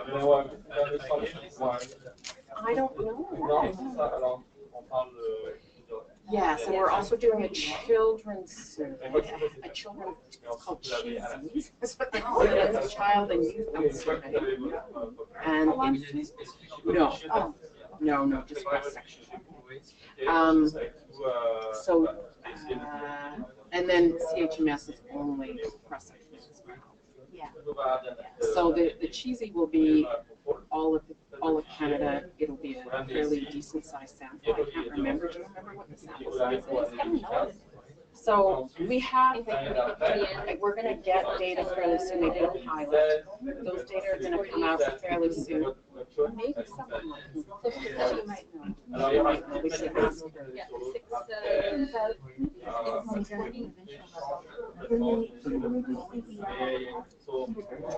We've been trying to get the Ontario EDI for quite a while.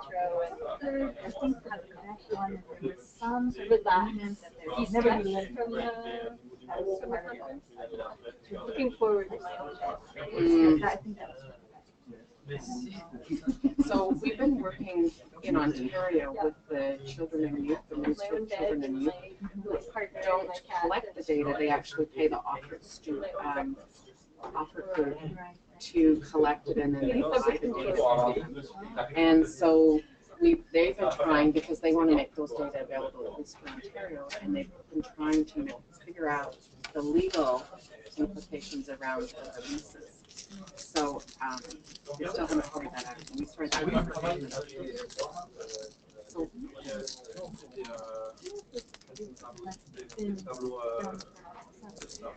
yeah.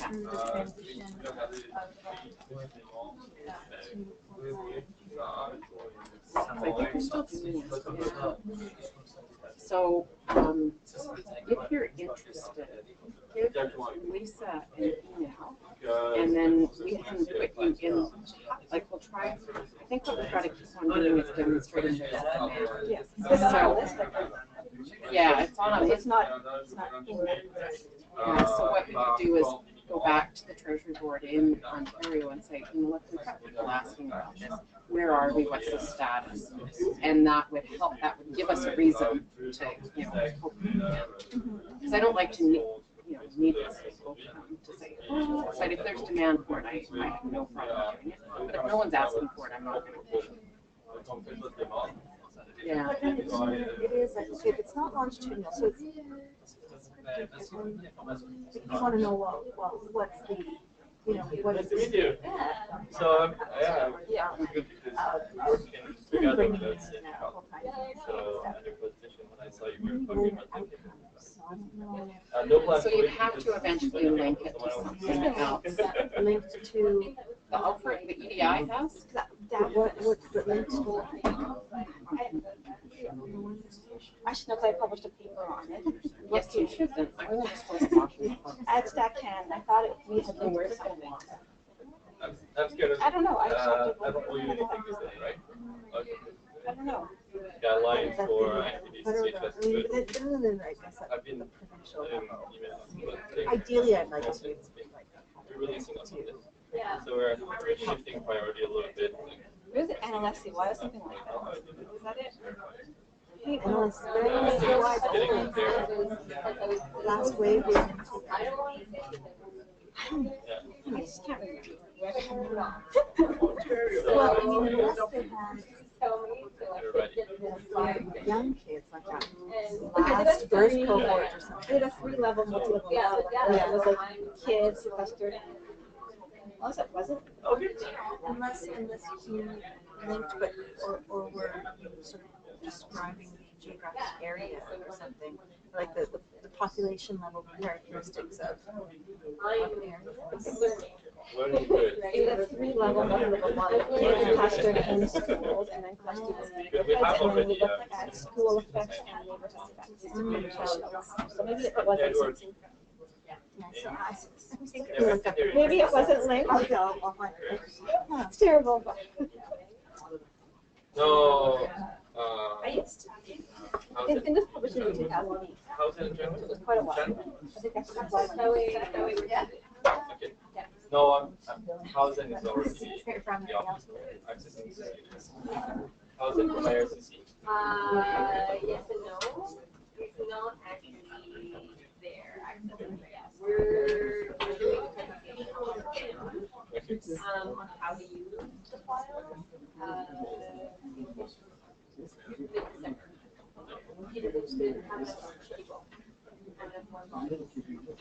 So we want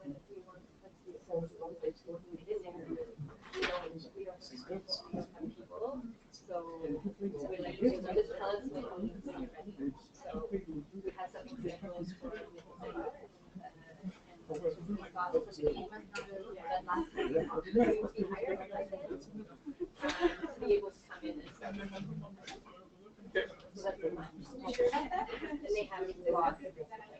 know, I'm coming to my Okay, then what was asking? That is true. I'm like, I don't know. So, or 10 years in that. Okay. Oh, perfect. Okay. On the outside. Yeah, see, my background is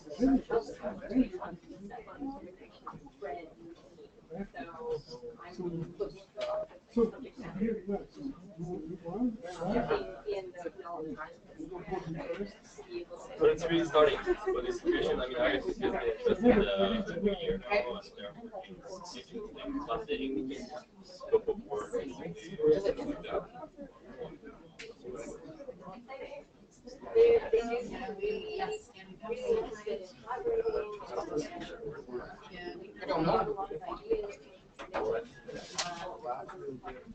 Well, then we should get it for 4.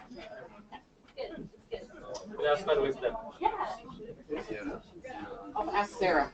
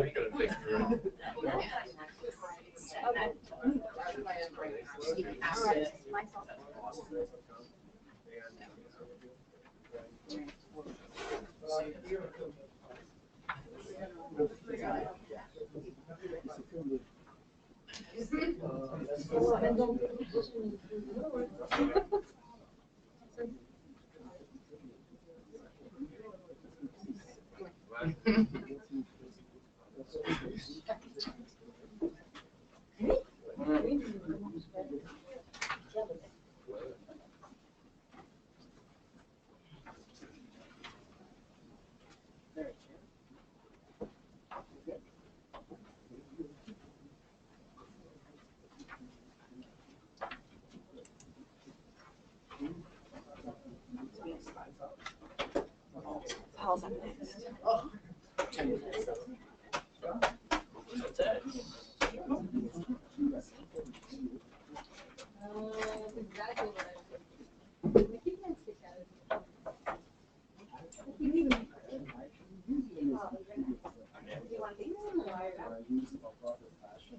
I believe this is being cast as a webinar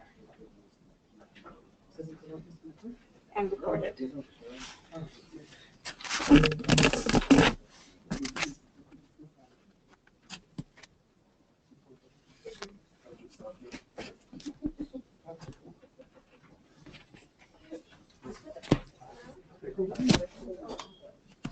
Okay, good.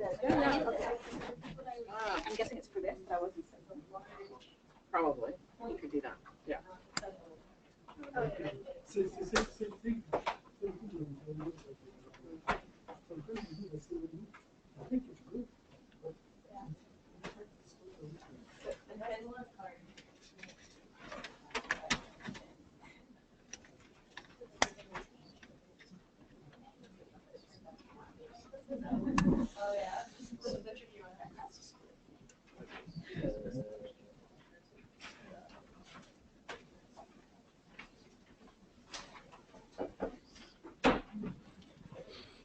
Hello, is everyone back now to get started? I was going to pass around, I just saw a sign-up sheet for the PowerPoint slides for the presentation today, so I'll pass this around. Those of you who are interested in receiving a copy.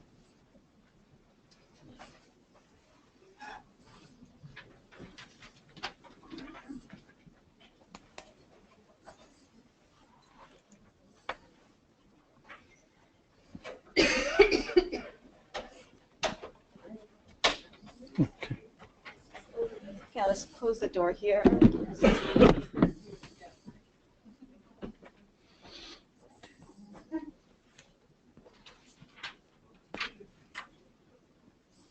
So I'm very happy to introduce Paul Roberts, who'll be talking about the Longitudinal Administrative Data Bank.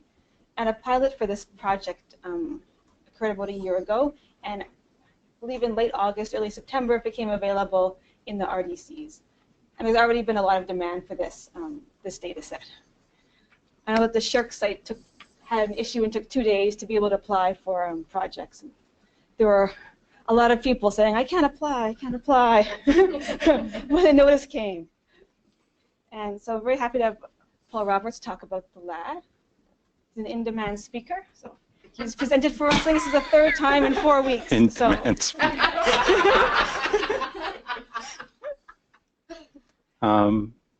Thank you very much for having me. I guess the first thing I'd like to say is sort of a shout out, I guess, to our federal partners, because as has already been described, none of these data could be allowed out or could be linked, or you wouldn't have access without federal and provincial. I should also emphasize provincial partners. So the data I'm going to describe today is predominantly federal, actually it's all federal data. So CRA data is where we're going to be talking about today. But I just wanted to say this is a partnership. There are many federal departments and provincial departments that we get this from. And this allows, obviously, yourselves to proceed with your research, which is also really important. So I'm just going to outline a few things, and I'll be moving quickly because some of the slides aren't maybe so applicable here. And but stop me if you feel free to stop me if you have anything you want to ask. And some of the stuff will be repetitive because, obviously, as Tristan has mentioned, IMDb is a sister database of the LAD, and the T1, as you can see, is a very big file at StatCan because of the income elements. So without any further ado, LAD construction. So the IMDb and the LAD are based on another file called the T1 family file. I'm not sure if that's where, I think the health people get their own information from the T1. I don't know. Anyway, we get ours from the T1 family file, and that's important because depending on where you get your information, the T1 file that comes from CRA requires further processing, as many of you probably already know. And when it goes through that processing, that's when we start to take an interest, because we're going to be pulling from that our sample. Excuse me. We also, the T1 family file is linked to a couple of other files, the T4 files and the child tax benefit file. I would also say these presentations, if you want a copy of them, so like if you don't take the best notes, Lisa has copies in French and English if you require. There's a bit more that goes on with the T1 family file processing. If you want, we can get into a little bit more depth, and I say little only because that's all I know. If you require more information, I can put you in contact with the T1 family file team, and they would be more than happy to speak with you about it. The T1 file is cross-sectional, and it's a universe of all tax filers in any 1 year.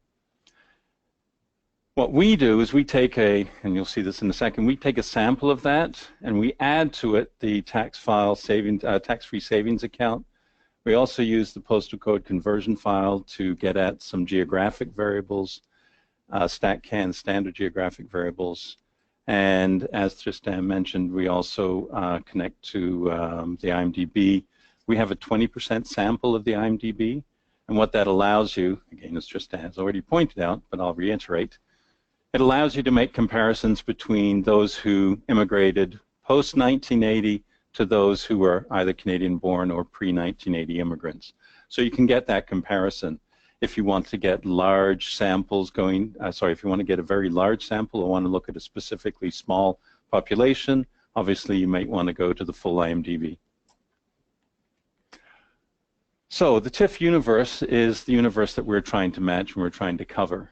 That includes people who completed a T1 tax form for the particular year, but it doesn't have to just be people who file taxes. So if, for example, you don't file taxes but your spouse has, or if you are getting information, if you're getting child tax benefit information, what will happen is through various processing procedures, information will be imputed to you. So if you are familiar with the T1 tax form, there's a space where you fill in your spouse's SIN. If you don't fill out taxes, we're going to get your information for that year and impute it using your SIN on your spouse's form. You'll see in a second the implications for some of that. So for LAD, people who have completed a T1 tax return for the year, reference, or family members. So the sampling scheme, we only use TIF records where there's a SIN, okay? Now, as I mentioned, that SIN isn't necessarily going to be from you. It could be on a tax, child tax benefit form or some other form. We take a 20% sample of those individual records. So you have to have a valid SIN. If you don't have a valid SIN, you're not going to be in scope for our abilities to select you into the sample. What we do to keep this longitudinal is we track that SIN using the cross-reference file, a file of SIN numbers that we get from, gosh, what are they called now? I keep calling them ESDC. I'm sorry, I forget. Is that, are they still ESDC? Okay, so Employment and Social Development Canada. And what that allows us to do is it allows us to track people from one cycle to the next. So even if you are someone who is in Canada and you get a temporary SIN, if your SIN changes, we can still track you using the SIN and cross-reference file. Each year we add to the sample so that we're getting still a 20% sample from the TIF, and we're still able to then not have to worry about waiting. And by that I mean we don't have to do sample selection weights because it's a random sample. If you want a population figure, you just multiply by 5. Some individuals no longer are on the LAD because they immigrate, but essentially once you're in the LAD forever unless you pass away or you immigrate. If you immigrate and then should ever come back to Canada and file taxes again, that information will be picked up immediately and will continue to follow you. Again, some individuals are sporadic. If you don't file taxes and you don't have a spouse or we can't find you, yes, that information will be missing. If you file late, depending on when the T1 file cutoff is. So the T1 file cutoff that we get from CRA is in December of the year following the tax year. So in December of 2016, we get the 2015 information. Yes. And then what happens is if you were to say file your taxes in 2017, you're not going to be in scope, you're not going to be in the file that we get. That does present some small problems, but people perhaps much with greater aptitude and smarter than I have looked at that, and they say that the error is relatively small and that there is relatively little bias. So the estimates that we can make from the file we've got are quite robust.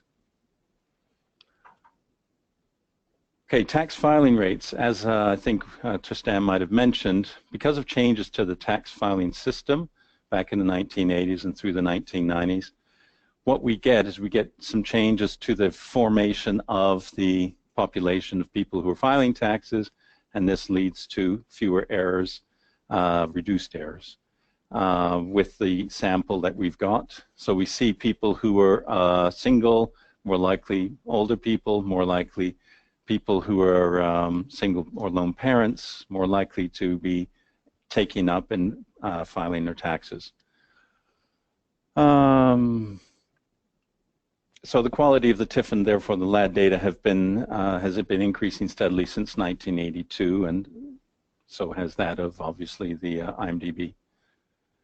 So if we have a look, what we see from 1982 through to 2014, unlike Tristan, I can't claim that the 2015 is not out yet. It is. It's been out since Wednesday.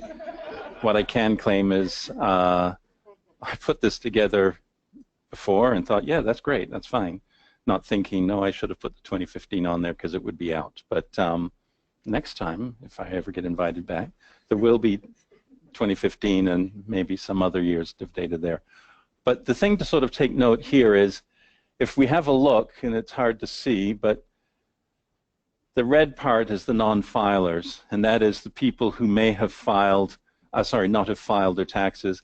That rate is going, hard to make out on this one, but it's going down. So back in the 1980s, 5%, 6% of those who were being captured were non-filing, but by 2000s, we're looking at less than 1% of the sample. So 7.6 million different individuals appear on the LAD in 2014. That's actually higher again in 2015. As I mentioned, about 6% of the sample were non-filers. This has dropped to around 1%. It's actually less, I think, in 2015. Filing persistency. So the LAD is a longitudinal database. That's what it's got over the TIFF. The TIFF is cross-sectional. The other thing, well, we'll get to that, but the other thing that you really need to look at is the fact of, well, are all the people in 1982 still there? No, obviously not. Some have died, some have left the country, but also some people may have decided they just didn't want to file taxes every year. That's obviously their right, particularly if you're a small independent business person. You may not necessarily think that this is a good year to file taxes for whatever reason. So if we have a look, though, just within a short period of time, from 2005 to 2014, the light green, obviously, this larger portion, these are the people who have filed consistently over that 10-year period. What we also see, though, is we see that there's a very large proportion of people who have not been consistently filing. Depending on your question, depending on what you want to do, there are a number of avenues open to you. If you want to impute, you can impute. If you want to say, okay, what do we do with these cases, that's up to you. We found that a number of the researchers who were participating in the pilot projects, what they did was they either dropped the cases or they made imputations based on whatever it was they were doing their research on. So we don't do imputation. The imputation that I mentioned before is not really what you would consider imputation if you assume that your spouse has put down accurate information about you, which I'm assuming is probably correct. So it's not imputation in terms of what's your age, what's your occupation, or in this case, industry, what are some of the characteristics, and then trying to use another population to say, what's your income? So we don't do that on the LAD. You either have that information available on one of the other forms that we have, a T4 form or the child tax benefit form or your spouse's form, or that information's not there. As you can see, there are a number of people who obviously are, and that's the gray, who are entering LAD. This is as we're topping up our sample over the years. So this is just really supposed to give you an idea of the persistency of people over a particularly small period of time. Obviously, the data in the 2000s we feel are perhaps more robust than that from the 1980s for the reasons I've mentioned just a minute ago. If we include the people who are irregular filers, we're looking at about 85% of all of the LAD records in 2014 are considered filers in 2014, regular filers. Let's not worry about that. The kinds of variables that are available on the LAD, again, as mentioned by Tristan and by our colleagues earlier, we are at the beck and call of the administrative data. We don't have survey data. We could go out, obviously, and connect to the census. We could connect to other surveys. We don't. So the demographic variables that we're getting are whatever's available on the tax forms at the moment, or the T4 or the child tax benefit forms. We have age, we have sex, year of death, marital status, we have family demographic variables, and we have geography variables. I want to emphasize something about the LAD. The LAD is an individual database. The family characteristic information we have relates to the individual. The T1 family file is a family file database. They construct families, census families. You can do a family analysis with the T1 family file. It is possible, we don't recommend, that you do family analysis with the LAD. Having said that, however, obviously some of the researchers in the pilot projects have felt that that's what they wanted to do. We just want people to understand, if you're a researcher and you want to go in and use this database, that's fine. If you want to use it to look at families, understand that the families on the LAD, so you can actually say, here's a family, and there is a way to adjust and take account of the fact that for larger families, it's more likely, or greater likelihood, that you will have one or more people chosen from that family because of the random selection than from a smaller family. So there's a bias towards larger families. So if you're going to conduct a family analysis, you have to take that into account. If you go to a publication and you say, I've got a publication for you from the LAD, and if they send that out to a referee, that referee may make reference to that. So you, individual researcher, have to make some decisions about how robust or not you want to conduct your research using the LAD. Some people have used it, that's fine. I'm not a methodologist, so I can't go into any great depth to tell you the degree to which you should or shouldn't use any particular year. We don't recommend it because our research has shown the bias is against two-people family and towards lone parents, so we overestimate lone parent families, and we underestimate two-person families and overestimate single-parent families. That's also getting to another question, which is the weighting. We'll get to the weighting in a minute. So I just wanted to point that out. So as Tristan was sort of mentioning, and as I think was mentioned earlier, when we're looking at the LAD, what we're talking about is family information related to the individual.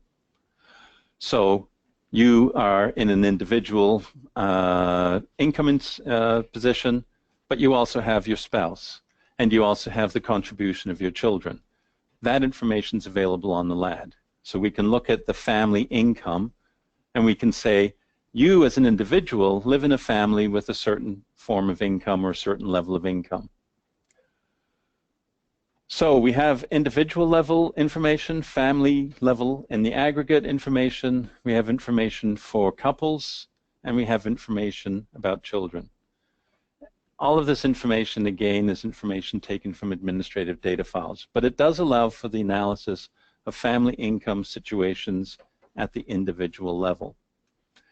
If you go on, and I'll show you in a minute some of the CANSIM tables that we produce, those CANSIM tables that we're producing use family level information, but they're for the individuals. So this is the number of individuals in Canada who are in families with a certain level of family income. We have selected market income variables, so employment income, wages, salaries, and commissions, self-employment available by the type, retirement income, RSP, private pension, investment income. Essentially, whatever you fill out on your T1 form, we're going to be capturing as best we can. We also get at government transfers. So an awful lot of research that's been conducted has looked at the type of Social Security transfers that people are using, looking at them longitudinally. And of course, tax variables. The tax variables, what we're trying to get at here are just federal and provincial taxes, various deductions and credits and contributions.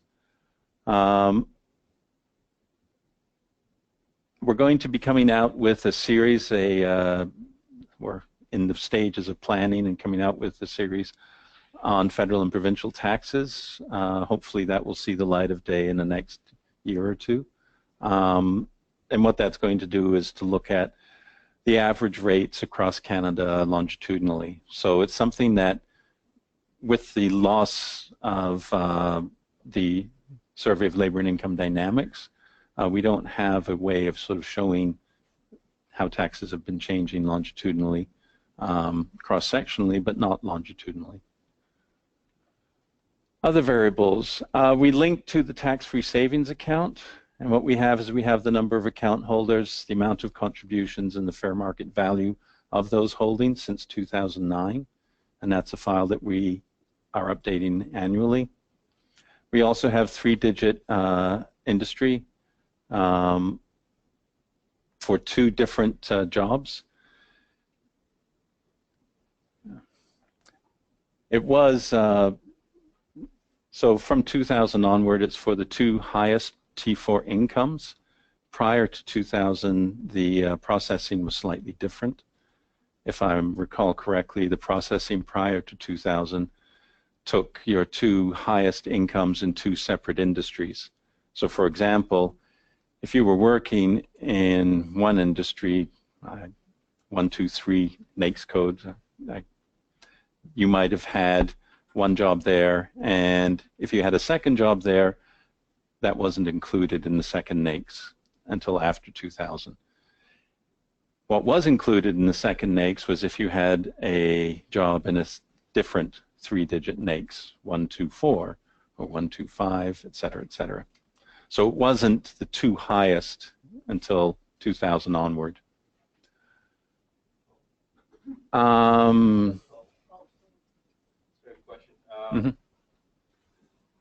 NAICS is only at 3 digits. There is no more refined than that. Not on ours. So the NAICS is only 3-digit on the LAD. Is that correct? 3 digits for that. NAICS is interesting. We are trying to get more refined. It's difficult because of the administrative data, and we can get it back to a certain period of time, but what happens prior to that time is that we're not quite sure where the files came from and who processed them.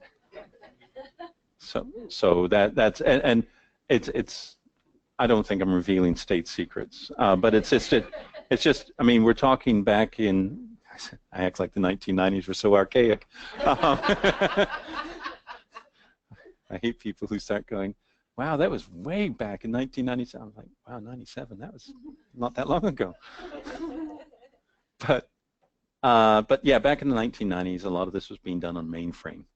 And so people aren't always sure what information got transferred over, and sometimes they aren't always sure who processed the files and what was done and not done to them. Sorry, I had 2 questions.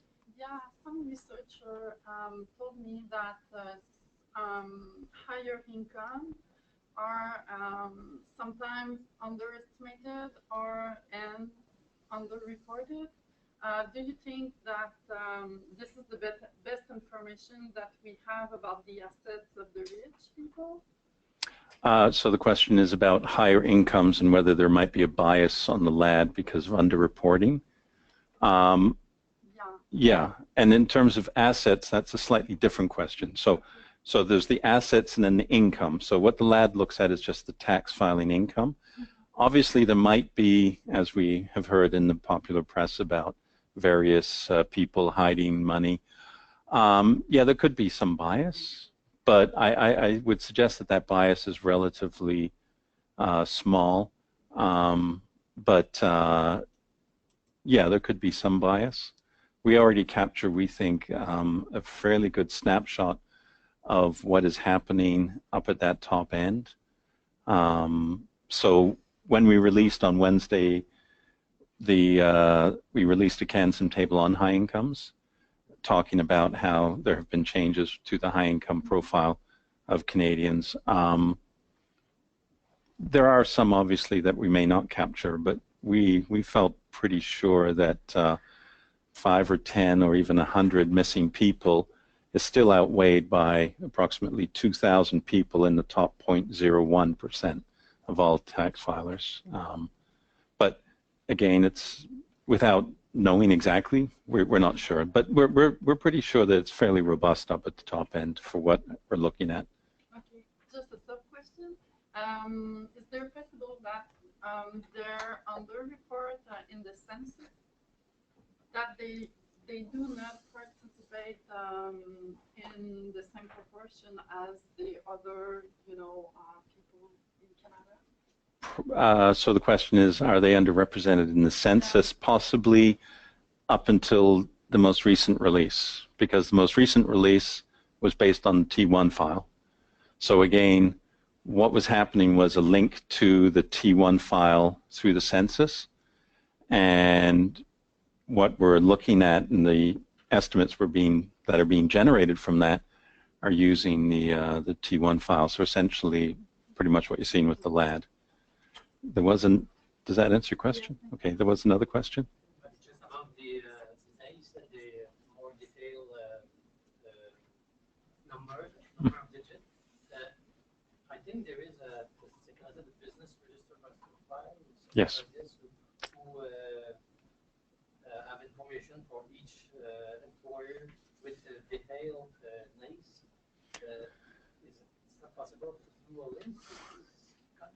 It is, but here's the problem: is what we get is we get the information about a person's NAICS from the T4, and then we go to the business register, and the business register is using a file. They will give us, and for privacy reasons, we tend not to go for the 6-digit, but we don't want to just have it back to 2000. We want to go back into the 1990s and 1980s. And again, I'm talking to the people who run and process these things, so I'm not myself doing it. And they tell us, our team, that the file back in the 1990s is not robust. It's not, like, they're not sure.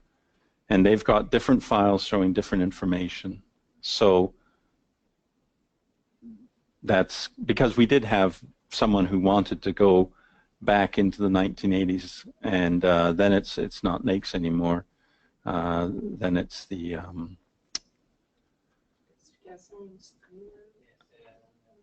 yeah, any SICs, yes, standard industrial codes. Thank you. Yeah. So and again, multiple files. Which one is the one we're going to place our trust in?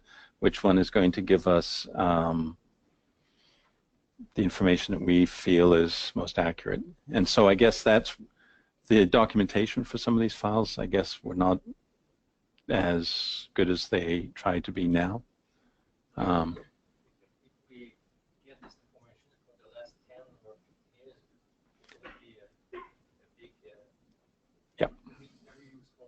Yeah. More specific information on what kind of activities the people work on the worker health and safety. So it's very interesting to know the detailed information. It's something that I know our team is investigating. And the 6-digit, as Tristan, I think, has mentioned, yeah, that would be something, a 6-digit industrial code is something that we're still investigating. It may make an appearance. It's somewhere down the list of other things that we're still working on, though. So, but yes, no, I mean, it's good to know if people, if you want something like that, write an email to Donna. No, truly. No, because... Well, or you can send it to, I'm from the Income Statistics Division, you can send it to my director. And but if you let us know what your interests are, then we can advocate on your behalf, yes, either with data providers in some cases or with subject matter divisions to say there actually is a demand, so if this is on your list, can we move it up the priority list? Because there's always a huge priority of things. So asking for it and then giving a reason of how you're going to use it and what the impact of the use would be really important, because then that would help them to be able to put it in where does it fit in the overall priorities for the organization.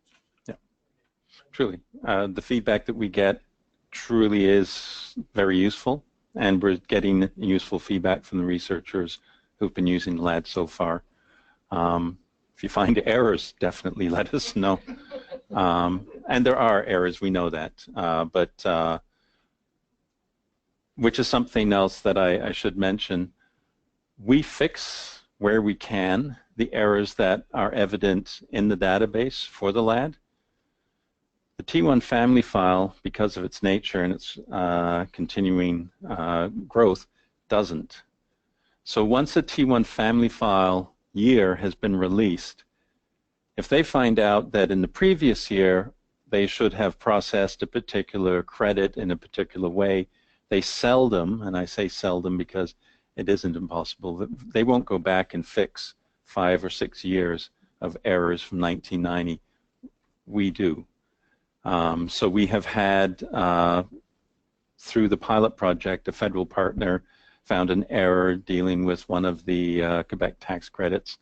It wasn't matching what this particular individual knew should be happening, and they told us about it and said the numbers don't look right. And so we go back and go, yeah, you're right. Tiff somehow in the process didn't get something accurate. There was a digit dropped somewhere. But it sometimes isn't us, sometimes it's also CRA. CRA sometimes does something. So if you find these sorts of things and you happen to be using LAD, do let us know. Okay, LAD Data Dictionary, again, it's no longer called a data dictionary, it's called a technical reference guide, because we were told that's what it's called. But there is an expression in English. Do read it thoroughly and frequently. No, if you have any questions, read this first. It should be updated. There was a glitch. It should be updated now. If it's not, we can send you a PDF copy. But read it because it provides you with an awful lot of information that a research data center person may not be able to give you, and we can give it to you, but if we give it to each one of you, that's going to take a lot of time, and we will then just keep saying to you, read the data dictionary or technical reference guide. Okay, so currently there are 2 series on CanSim that are produced from the LAD, high income tables and low income dynamic tables. The low income is based on the limb measurement as opposed to other forms of low income measurement. And it's because of the low income dynamics that we've been looking at whether or not we can add family weights to the LAD, and that's why we have strongly suggested you stick with individuals, because in our research, or I should say the methodologists' research, the weights are quite variable, and we're just not sure if we're going to be able to get a series of weights to allow the LAD to be used for family research. The high income research, as I mentioned, that's been something that we've been putting out for the last few years. It's allowing people to use those tables to even publish papers, from what I understand. Now they'll be able to get into the RDCs and publish more.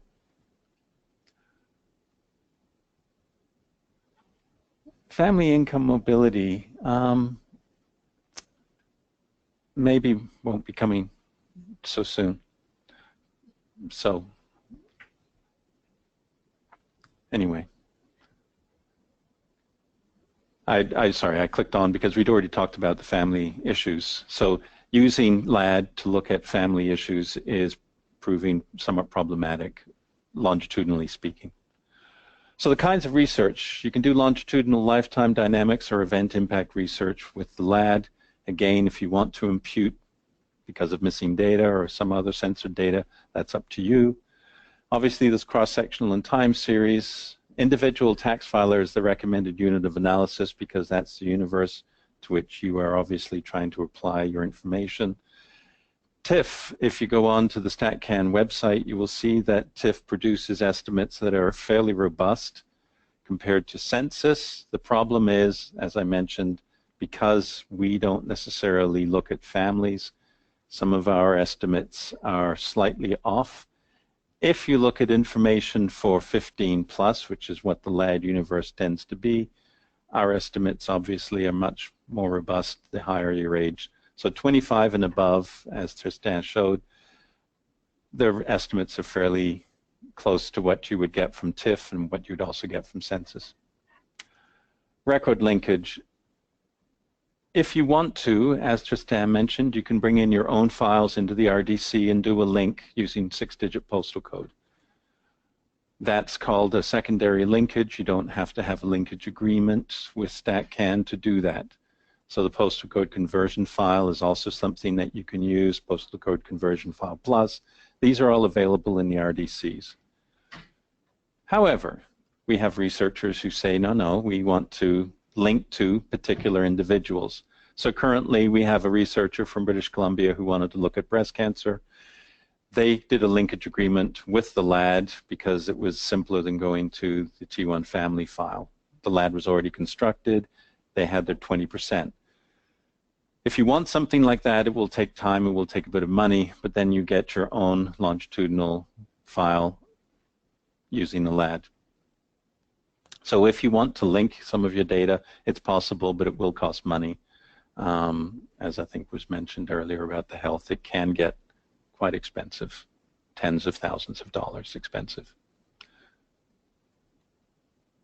So the kinds of research questions you can ask with the LAD: what are the income dynamics of individuals and families, interprovincial migration and earnings because of that, characteristics that distinguish continuous from occasional RSP contributors, separation, low income, and children, how do they affect women's income?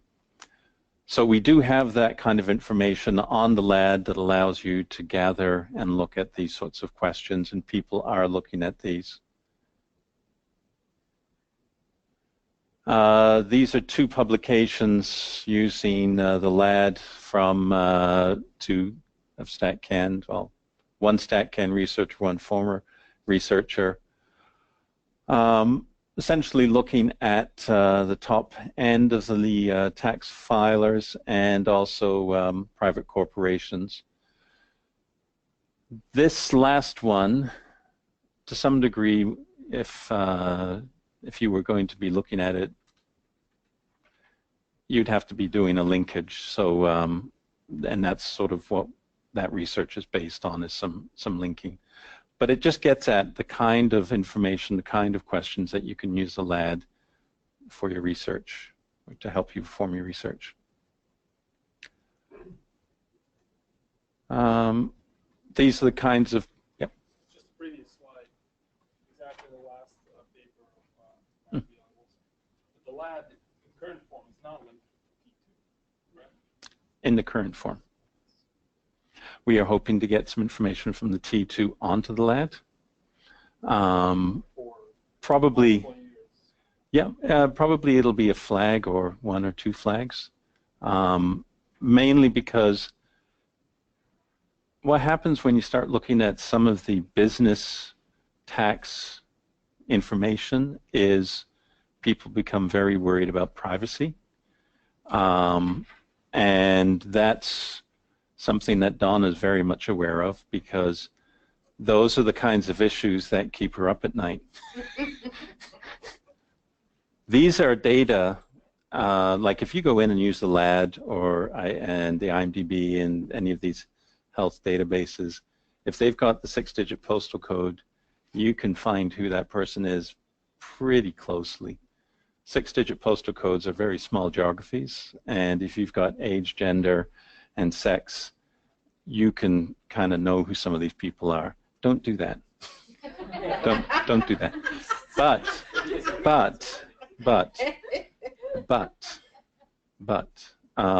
when you start putting the business information on, other sections of StatCan start to get upset because that's what they do. So we've got the business divisions within business statistics divisions within Stat Canada, who we are sort of looking at. So it's almost like a micro-macro kind of thing. We're looking at a micro thing as opposed to a corporate level. But when you get down to it, and that's what this paper was sort of about,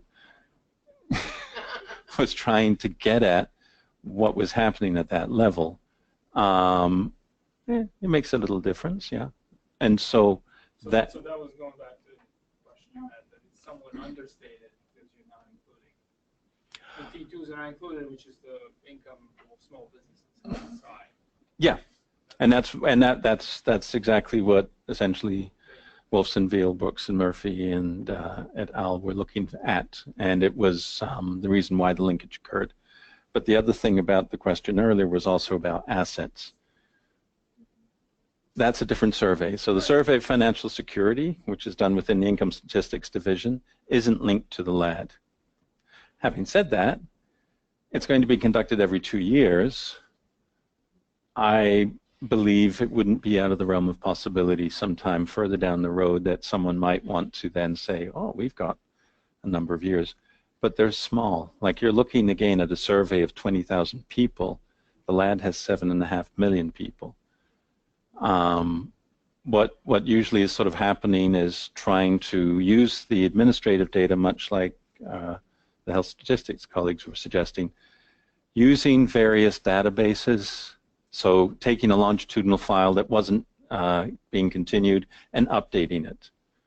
That kind of thing might happen. It's not out of the realm of possibility. I'm not someone who's in management, so it's probably not my place to say what will or won't be on the agenda in the coming years. However, assets is something that a number of other countries already look at.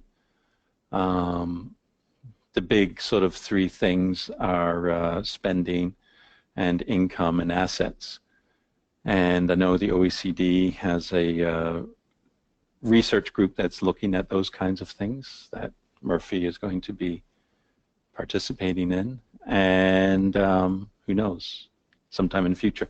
In terms of the T2, yeah, there probably will be some information, what form it will take, which variables. Again, that's on that list that Donna says is we're still adjusting. So the linkage they have done is not really available. They've already done it for multiple years. Any linked database is available for use other than by the researcher who made that link. We have to do it legally that way. So you could look in, so you can always go on the website, yeah. And there's a list of all the linkages, and anything you find there, you could make a request to use it secondarily, and as long as it's not been destroyed, because there's always a retention date on it, as long as it has not been destroyed, those requests will be considered. Exactly. Where you get access to it, depending on the type of data, so because it has type T2 data, you might only get access to it in Ottawa. That's what I was told. So, but you could only for a little bit. This is a really changing landscape over the next 2 or 3 yes. years with modernization, and so what the answer is today could be quite different in a year or two from now. But 2 years ago, like you didn't get access. Sorry, Donna. 2 years ago, you didn't have this anywhere outside of. I don't even mean in the RDC and StatCan. You didn't. We had a separate LAD pit, as we referred to it. When so the yeah, well, it was. I mean, the T1 family file and the LAD existed in a separate division, the Small Area Administrative Data Division. And they were in the main building, and to go in there, you would take out your StatCan card, you would give your StatCan card to someone at the front desk, they would give you another ID card, because no StatCan employee was allowed to be wandering in there. It's like, well, hold it, aren't you guys StatCan too? They had different levels of security. And all of this is because of the agreements that are signed with CRA. CRA was very, very nervous about releasing this information. So the omnibus that allows all of these tax data to come to StatCan, they were very, very worried about. That division was changed, redeployed, and the data comes to my division, and what was the LAD pit then now has to be reconstructed in my division. And not just, you know, LAD, there was other changes, I'm sure Donna and other people will tell you. So we've come from that, from 2010 to 7 years later. Now you guys can actually get in and touch the exact same data. Like, this is the same data I'm using. It's not data that somehow is going to be changed. T2 data, no.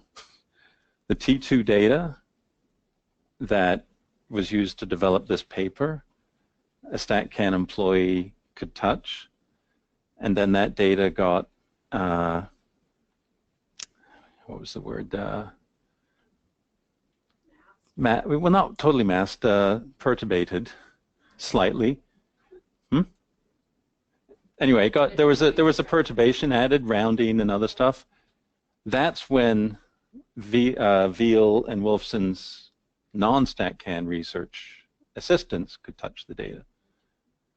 So a StatCan employee had to run the data and create a database that was then masked and perturbated then. And the reason why was because it's business data and they were worried. Because they have clients who are thinking, whoa, you're using our data for what? So we do take it, as I'm sure you understand, quite seriously. And it is quite serious because, as I say, this data can be quite revealing. Did that answer your question? Yeah. And yeah, you're going to have to, you still have to come to Ottawa if you want to touch some of the data. Not LAD. Right now, the... I know what's missing. So. Wow, you've had access since August, and you're complaining still. It only takes 3 months, and they get tired of it. That's old news. Bring on the new stuff. The 2015 data is, as we speak, being sent out to the research data centers. So yes, you've got access to lab, but now you've got another year. So. This is just to sort of let you know the kinds of research publications that people have been publishing using LAD. So an awful lot on retirement and seniors, earnings inequality, obviously, and distribution and mobility are very hot topics for researchers as well. LAD and the RDCs, this just sort of tells you about some of the proposals that we received. So this was a graduated rollout. These were the first of a series of papers and proposals that we received. It's now been rolled out to the full RDC network. Part of the reason why it was slowly sent out was in terms of capability. One thing I would emphasize when using the LAD, learn some SAS. And I can't emphasize that enough. Learn some SAS. It isn't that difficult as someone who was forced to learn it. It really isn't, and if you need some pointers, go online, YouTube, Google, excellent teachers. Why? It's too big for Stata. It's just too big. We have a Stata version of LAD available, but it's far too big to be used without SAS. So what we emphasize to researchers is use SAS to manipulate the data, and then whatever other analyses you want, your favorite, you can use it then. But use SAS to manipulate it. SAS is, at least in our experience, the better software to use. Access and confidentiality.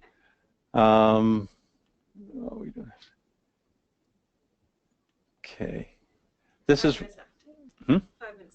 Oh, sorry. I do go on, don't I?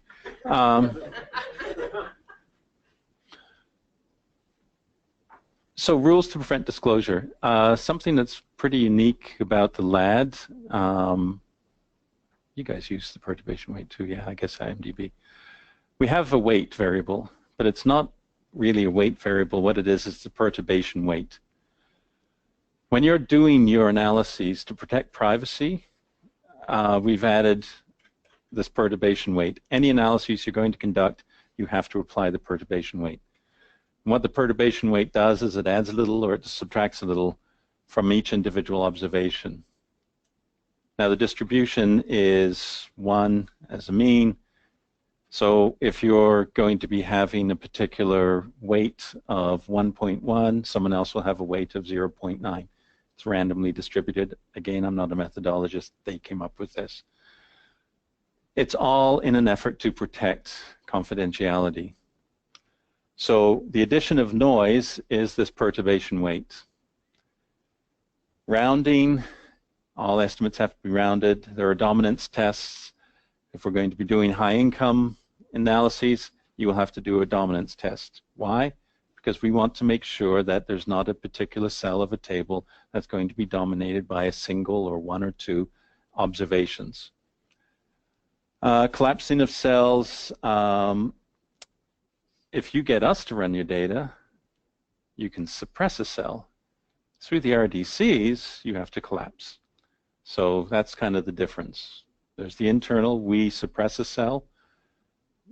In RDCs, you guys will be collapsing categories or individual categories.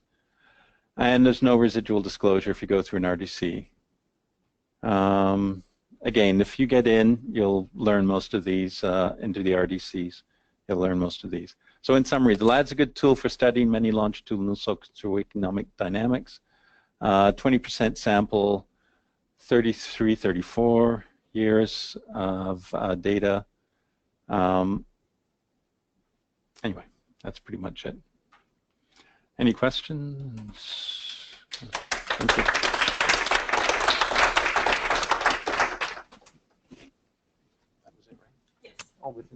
Any questions? Any question, but I think it's obvious when you talk about if it's the correct, the one that is corrected by the Ministry of Income, not the one that I filled up with the full of errors. Is that right? Because they always correct, you put that number in. We get both, depending on the field.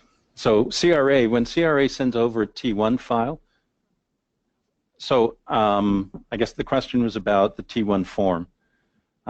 When you send in your T1 form, you may have miscalculated. And what will happen is, within CRA, they have automatic routines that will send in and say, no, no, you shouldn't get this. You're going to get the calculated field of this. So you might have calculated a deduction incorrectly. However, sometimes you might have calculated it correctly and CRA is wrong because they may be applying the wrong rule. So what we get, and we tend to choose, are calculated fields from CRA because it reduces the error.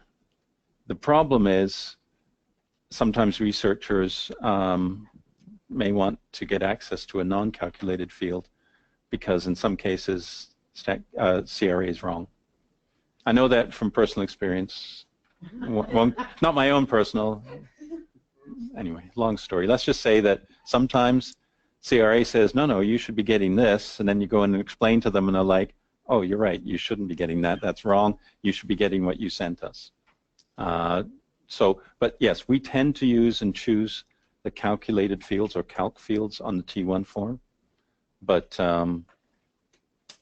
sometimes there are problems with those, I would just point out. Am I wrong to say that there is an imputation done on the incomes for the census 2016, and that as a result, some income... Sorry, this is LAD, right? LAD? I'm sure it said LAD. Some income from the census are slightly lower than what would be reported in the LAD for the... I would be surprised if they did imputation, but it's not impossible. The person to take that up with is Eric Olson. I'm not sure. I wasn't involved in the census at all, so.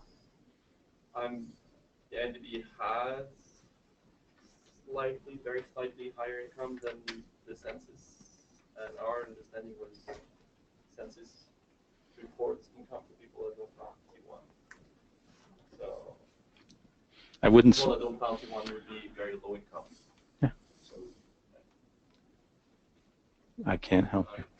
I'll ask Brian when I get back, because he was part of the census. So. Any other questions? Time to move on to the next one. I think some people have trains and planes and planes and. I apologize. That's all right. Okay. Let me just take There. Not really. I don't like these things. Are you going to be using the microphone? I'll do the microphone and I'll let Okay. Benoit have the privilege of the machine. Benoit, est-ce que tu aimerais utiliser? Bon. Yeah. So up next is Donna Dosman and Benoit Delage. Delage, sorry. Mm-hmm. And they'll be discussing the employment insurance status vector pilot project, which is new data from ESDC that is coming into the RDCs. So we're going to tag team it. I'm going to talk a little bit about the pilot because I'm one of the ones that has to go. Normally we would talk about the data first and then the pilot, but I don't want to miss my plane tonight. I've been away for 2 weeks and it's time to go home. So we have, oh, I'm not good at doing both. Holy, no, which way? Okay, so Statistics Canada entered into a new MOU with ESDC this year. That last MOU was in 1989, so we've updated it. We've expanded the number of data sets on it, so there's 8 data sets. So we have the EI data, the record of employment, the row data. We also have CPP data. We have CPP disability data, and a number of Canada pension, or a number of student loans, Canadian student loans, different various versions of them. And so the first file, so we have this large working group, and we have a long work plan of about 3 or 4 years. We're rolling out the data into the RDCs in stages. Other divisions are working on some of those other data sets, but Benoit and I have been working on rolling out the EI status vector data. So that's the first set of data that are coming into the RDCs. And the announce, oops, oh geez. Okay, so the goal of the pilot was specifically, so we had sort of 2 sections. One was on Benoit's side. He wanted to be able to look at how can these data be used longitudinally to study some of the issues. He was looking for projects that are focusing on a number of specific things like industry, occupation, and different socioeconomic groups. And then wanting to look at the analysis and of the duration of EI. So you are able to look at individuals between years, and Benoit's going to talk in detail about the data. From Statistics Canada's side, what we're really looking for is we're going to test the robustness of our confidentiality rules. We do that in every pilot. We did that. We'll do that. One of the things we're doing with the IMDb, we did it with the LAD. What's different here is that the data came from ESDC to Statistics Canada is being rolled out immediately. As both of Tristan and Paul have mentioned, that usually there's a lot of processing that happens in Statistics Canada before we roll the data out. In this case, we're not. We're sending it out, and we're looking to, Benoit assures us that it's of good analytic quality, so I feel really confident about that. But we did this once with the Ontario Social Assistance data, and we found inconsistencies, some internal inconsistencies, things that weren't coded in quite the way that should be coded for analytical purposes, so it worked for administrative purposes but not analytical. So we're crowdsourcing this now. So we're asking, rather than waiting and taking time internally, we're asking the researchers to help us on this. And so and I'll talk to you about how we're going to do that. It's the same on the documentation. Benoit's team has developed a lot of documentation. It's not in the same format that Statistics Canada's documentation is. So we want to hear feedback. Does it work for you? Are the elements that would work better? Are we missing pieces of information, or is it actually better than what we've been providing from Statistics Canada? And then we also want to test the type and level of support, particularly for Benoit's team, because we don't have a lot of expertise on these data in Statistics Canada yet. So one of the things that we will be doing is developing our focal point strengths within the team. And so Benoit doesn't, much like what Paul indicated, they don't want to be overwhelmed by hundreds of applications to start. So if you are a participant in a pilot, there are some expectations. We will have meetings, and we did this with the pilot that we had with the LAD team, and we'll probably do a similar thing with the IMDb. If you are part of the pilot, you are asked to participate in the meetings. You learn about the complexities of the data to start, so there's lots of discussion about the data and the structure of the data. We explain the vetting rules to you. So those will be the first few meetings, but then afterwards we get back together 2 or 3 months in. You can start asking questions, share information, share things that you found. Benoit can answer your questions because he will be on all of the calls, or one of his team members will be on the calls. But it also gives us a chance to hear what are the things that we could be doing differently, are there things that need to be changed within the data, and so forth. So we are working, so it's a new sort of system, and I think you'll see it happening more and more, because as more data come in, we can't possibly do all of the work initially. With the MCSS data, what we did is the cleanup and the changes were actually done by the Ontario government. We're still, depending on what the changes are, if there are any, we'll work out with ESDC who's responsible for that. So when we started our discussions, we thought maybe 7 proposals would be a good number. We'll see how it goes. Right now, so we sent out the call for proposals in August. We began evaluations in September, and we have 3 approved proposals right now. 2 are in a revise and resubmit stage, and 4 were rejected because they were looking at things that were not part of the EI data. So it's not that we didn't want them, but you can't answer the questions with the data itself. So that's all I really have to say. If you're interested in these data and you haven't applied, you can get it, make an application through Mustafa, and they will be immediately forwarded on to Benoit, myself, and Kelly, I think, are the others. So are there any questions on the pilot itself, or Benoit's going to do all the hard stuff. He's going to talk about the data and the more interesting stuff. C2? Question? Oh, okay. This is the more complicated. I'll get it. You'll get it? Okay. Oui, puis puisque nous sommes à Montréal, je vous ai préparé des acétates en français.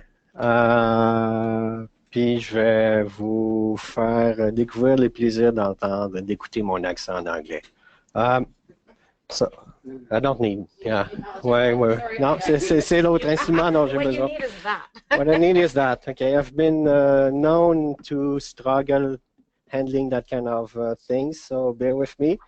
In terms of knowledge, I think that Nicole would say I'm the lipstick on the process. I have colleagues at ESDC who've been using these data from an analytical point of view for evaluation, for research, for policy development for 30 years. I've merely been managing this database for 5 years, and every week I discover that I don't really know everything about this data. There's a lot to learn about it. So I'm going to make it brief. I'm going to talk about first the employment insurance programs. And mostly I will be telling you that there are some tools that you can tap in to learn on your own. And then I will discuss briefly some of the characteristics of the data and the structure of the file. So the employment insurance programs, there are, I think, 2 or 3 good ways to learn about it. The first one is since 1997, since it became employment insurance. Before it was unemployment insurance. There's a report, the evaluation and control, the monitoring and assessment report that is tabled by the minister every spring in the House. So there are 4 or 5 chapters every time. Chapter 1 is the state of labor markets. Chapter 2 is about part 1 of EI, which is essentially everything about regular benefits, maternity benefits, parental benefits, and all that. Part 3 is about training.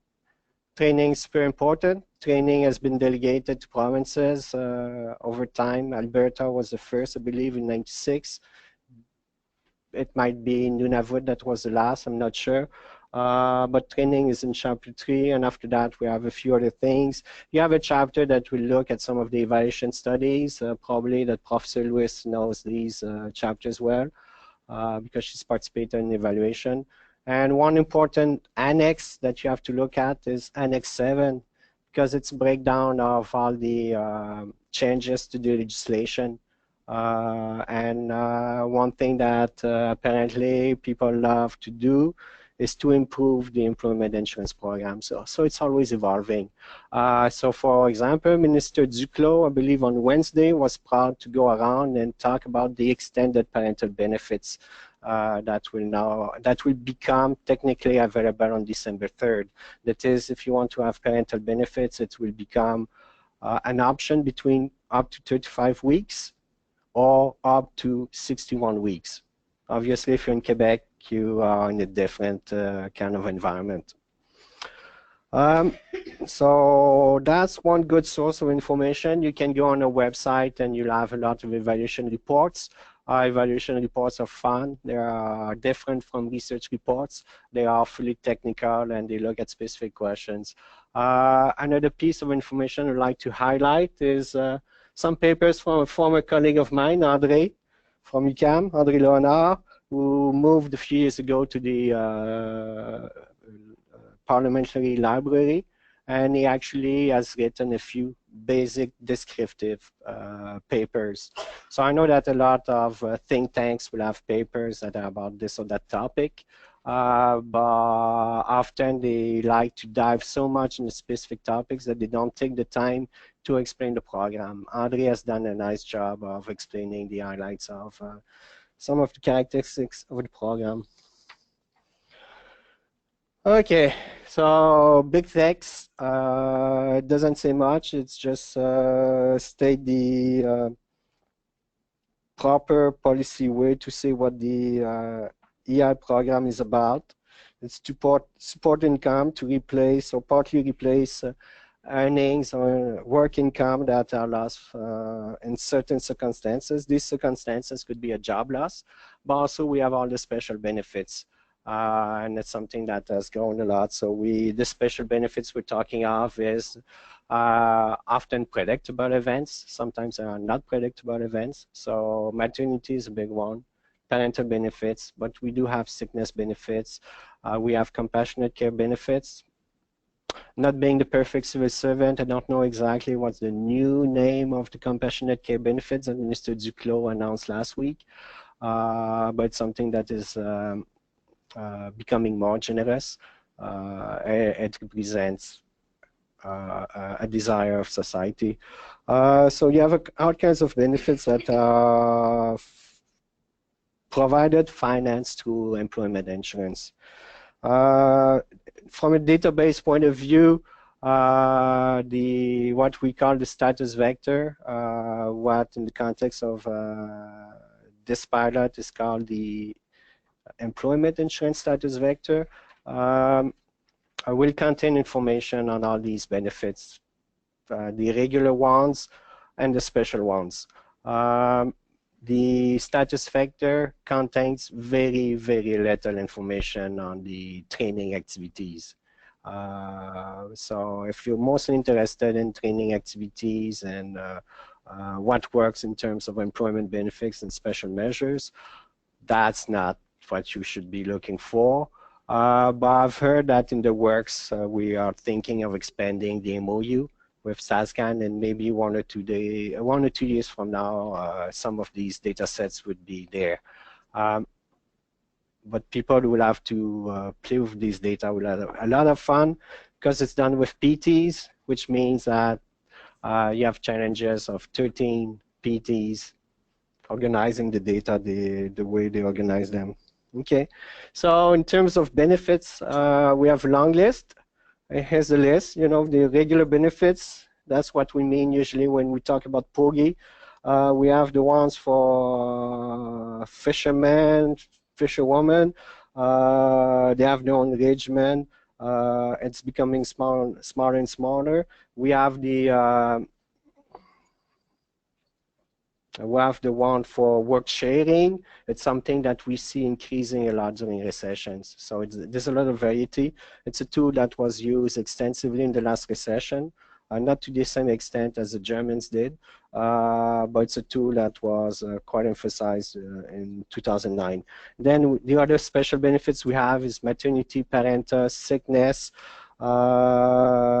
compassionate care, and the one I put in italics is PCIC, which changed its name last week. And again, I'm struggling with the new names. It's parents of critically ill children. It's fairly new, and I put it in italics because I'll explain why in a little while.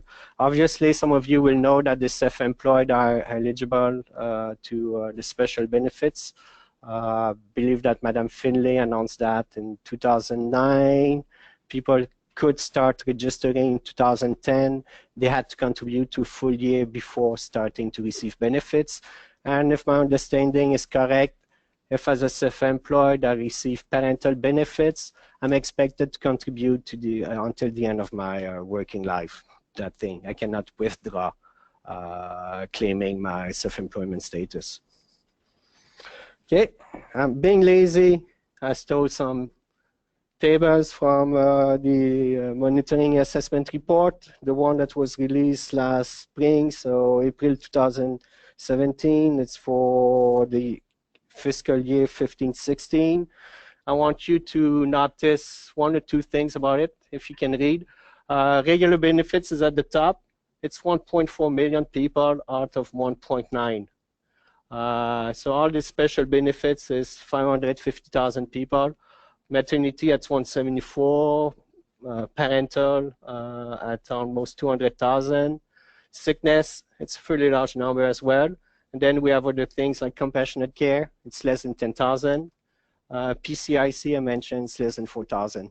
Obviously, all these numbers do not really add up because one can receive maternity and after that parental.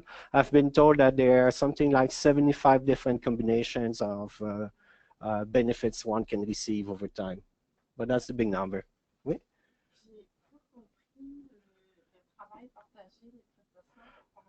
C'est du chômage partiel. C'est du chômage partiel. So work sharing essentially is used during recessions. I have a manufacturing company, recession hits, my market is drying down. I don't want to lay everyone off permanently. I hope to get the business started again. So I make a deal essentially with the department, I present a work plan, and I say maybe my workers will be with me 2 days per week or 3 days per week. The other 2 days or 3 days are actually paid by EI. Should it be only a call from employers? I'm certain that from time to time the union will trigger that kind of reaction from employers. They will say to the employers, maybe we should go do that. We go and talk to the local service carrier office. But when I said that I was the lipstick on the process, it's one of the many process questions for which I do not have a real answer. I know that in the last recession we expanded greatly in the sense that the business recovery plan that was expected at the time was much less severe than what would be expected from an employer today. Given the level of uncertainty in the economy, it was considered difficult for an employer really to know the path to recovery. Okay. Est-ce que ça répond? Ouais. Okay. Okay. So I've shown you some numbers, you know, and work sharing, for example, fluctuation. Fiscal year 2014 to 2015, we had about 8,000 people. Next fiscal year, 20,000. And I'm sure that if we were to go back in time, 2009, 2010 would have seen quite a spike. And yeah. So under the slides, pictures stolen from chapter 2. Money. So regular benefits represents almost 70% of all the benefits paid. We have work sharing, it's 0.2%. It's almost nothing. Fisher, 1.5. All these are the special benefits. Out of the special benefits, it's parental. Okay. One good reason for that is that it's up to 35 weeks, whereas maternity is up to 15. So it's the same replacement rate and all. Among the things that were announced by Minister Duclos last week, and in fact it was in the budget of last spring, is that the extended parental leave will now be at a replacement rate of 33% instead of 55%. Sickness benefits a quarter of that 30%, and maternity is under the quarter. Okay, and everything else is almost nothing, 0.3%, 0.4%. Okay, last thing to be said, and you have tons of policy papers about that. Is it good? Is it bad? I have no opinion on this. I'm a civil servant. There's a lot of regional variation. There's a lot of regional variations in the way things are administered. So one thing that really matters is the estimated unemployment rate in the economic regions in which you live. There are 62 economic regions in the country. The estimates, it comes from the LFS. So LFS is released on Friday. Immediately we get the information, we post information, and we say for eligibility purpose, here's the official unemployment rate for the coming month. Basically, it matters whether the unemployment rate is below 6%. You know, Manitoba was in that sweet spot for longest time in the past 10 years. Being from Quebec City, I think that the mayor is proud to say that is also in that sweet spot, and it's hard to get in. You have to work a lot of hours. You have few weeks of benefits. If you are in a high unemployment regions, and it's above 13%, the threshold to get in is much lower, 420 hours of insurable earnings, and the potential number of weeks of benefits is much higher. Okay. Typically, in terms of regular benefits, you can receive up to 45 weeks of benefits. But the typically is also something that will change over time. So for example, one of the things that Minister Maitchuk, I think, was at the time doing it, more than Minister Duclos, announced with Prime Minister Trudeau in winter 2016 that there were 15 economic regions that had seen the unemployment rate increase a lot, like by more than 2 percentage points. These people receive extra weeks of potential benefits. They went up to 50. Moreover, people in there were considered to be long tenure, that is, they had earnings, contributed to employment insurance a lot in the past 10 years, had received few weeks of benefits. I think the threshold was 35. They were eligible for an extra 20 weeks. Most of these regions were in Alberta, Saskatchewan, northern Manitoba, but I believe there were a few on the Atlantic side as well. There were 15 economic regions. So things will vary over time, and many people have voiced their views on whether it's good or not. The other thing that is sort of unusual as well is that the benefits you will receive depends on the insurable earnings. And the way these insurable earnings are computed will depend on where you live. Okay, it's not where you work, it's where you live. I'm struggling to understand, but essentially if I'm in one of those high unemployment regions, what they will do is that they will look at the best 14 weeks of insurable earnings over the past 52 weeks. So if I have a lot of variation in my earnings, car salesman or something, you know, 3 SUVs this week, yeah, 0 SUV, no Tercel the week after, no earnings, I will be able to say, here are 14 weeks that I would like to be used to compute the insurable earnings, therefore the benefits I will receive. So one of the things that somebody was interested in the pilot was looking for was a good measure of the earnings of people before they lost their job. There's a ceiling at the average industrial wage. For this year, it's considered to be 51,300. Next year, it will be 51,700. Stats can measure again. I think it's a safe measure. But also the insured earnings will go through that filter of the variable best weeks. So even though in my data set I say that you have the insured earnings, don't think that you have the earnings of the person in the sense of what you would see in a T1. Okay, it's administrative data.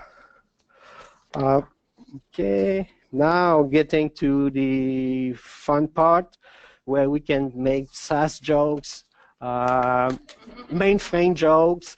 We'll talk about NAICS, 6-digit NAICS. We will not talk about how it's created and the history of it, because the short answer is I don't know.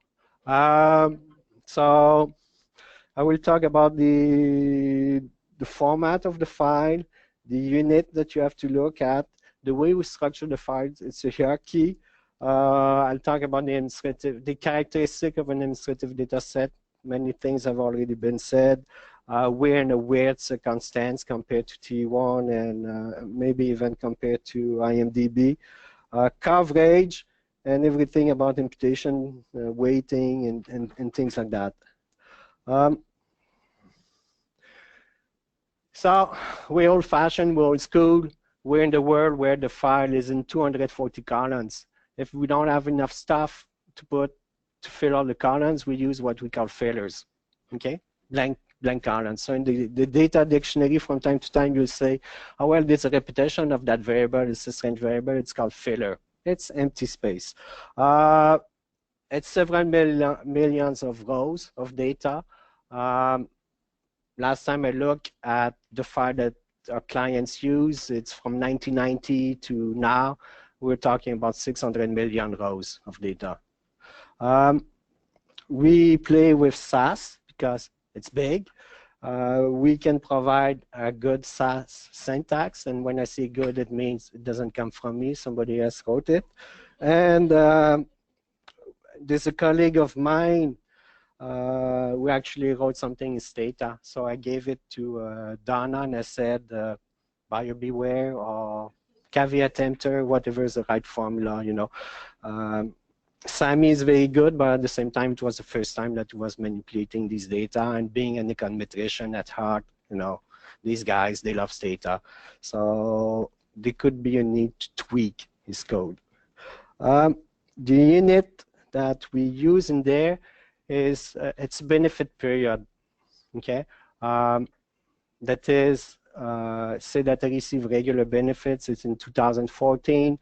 The way to think about that unit, it will be to think of me as a SIN number. It will be masked in what you receive, obviously, and what we call a BPC, a benefit period commencement. That is a week code that says, for example, in the week of Sunday, January 3rd, 2014, I started receiving benefits. And what you will observe in the data set is up to 52 or sometimes up to 70 weeks of what I receive in terms of benefits. The file has a hierarchical structure. That's a word I'll try not to repeat too often because I'm struggling with it. We call, en français, j'ai écrit parent-enfant, aucune idée quoi écrire. We say it's a header and trailer kind of structure. Header is the basic information about me, my job, my previous job, my insured earnings, what kind of claims I have. The trailers is where I will put information on a week-to-week basis. So I can have information on the benefits, I can have information on the earnings, I can have information on all kinds of suspension of the payments or disqualification, penalties, so to speak. We used to have interviews and things like that. These trailers are mostly empty now. We still crank them, but they're mostly empty. It was mostly of the days when Service Canada was really those that were working with the people receiving benefits. Now it's Service Ontario, Service Quebec, Service New Brunswick, actually, that provide that kind of services. Allez-y. Est-ce qu'il y a un champ, disons, il y a des champs pour la pénalité, mais est-ce qu'il y a un champ qui identifie la personne qui a fraudé? Est-ce qu'il y a le code, disons, OK. C'est-à-dire, disons, une D4, une D10.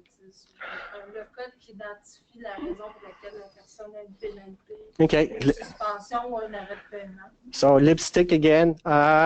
Yes, in the DD trailer, I will have all kinds of reasons for violations. So we know that the violations will have certain degrees of severity.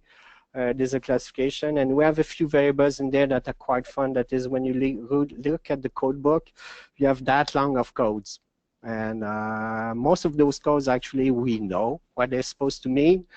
If we go back to the 90s, because internally it's a file that technically exists since 1979, we have as a description various codes that were used by local officers. So it's, you know, you see, for example, a 54, good luck finding somebody who knows what 54 stands for. But we on a les raisons. Okay. Okay. So, well, if you have each code that could be potentially a header or a trailer, how do you navigate this? We have a beautiful variable, always in column 17, record type. If the value is 1, it's a header. If it's 2, it's I believe it's the DD. If it's 3, it's the earnings, etc., etc. So that variable will tell you whether you are talking about header or trailer. Okay, so what do we mean by unit of observation? It's what I already said, you know, not really good at presenting.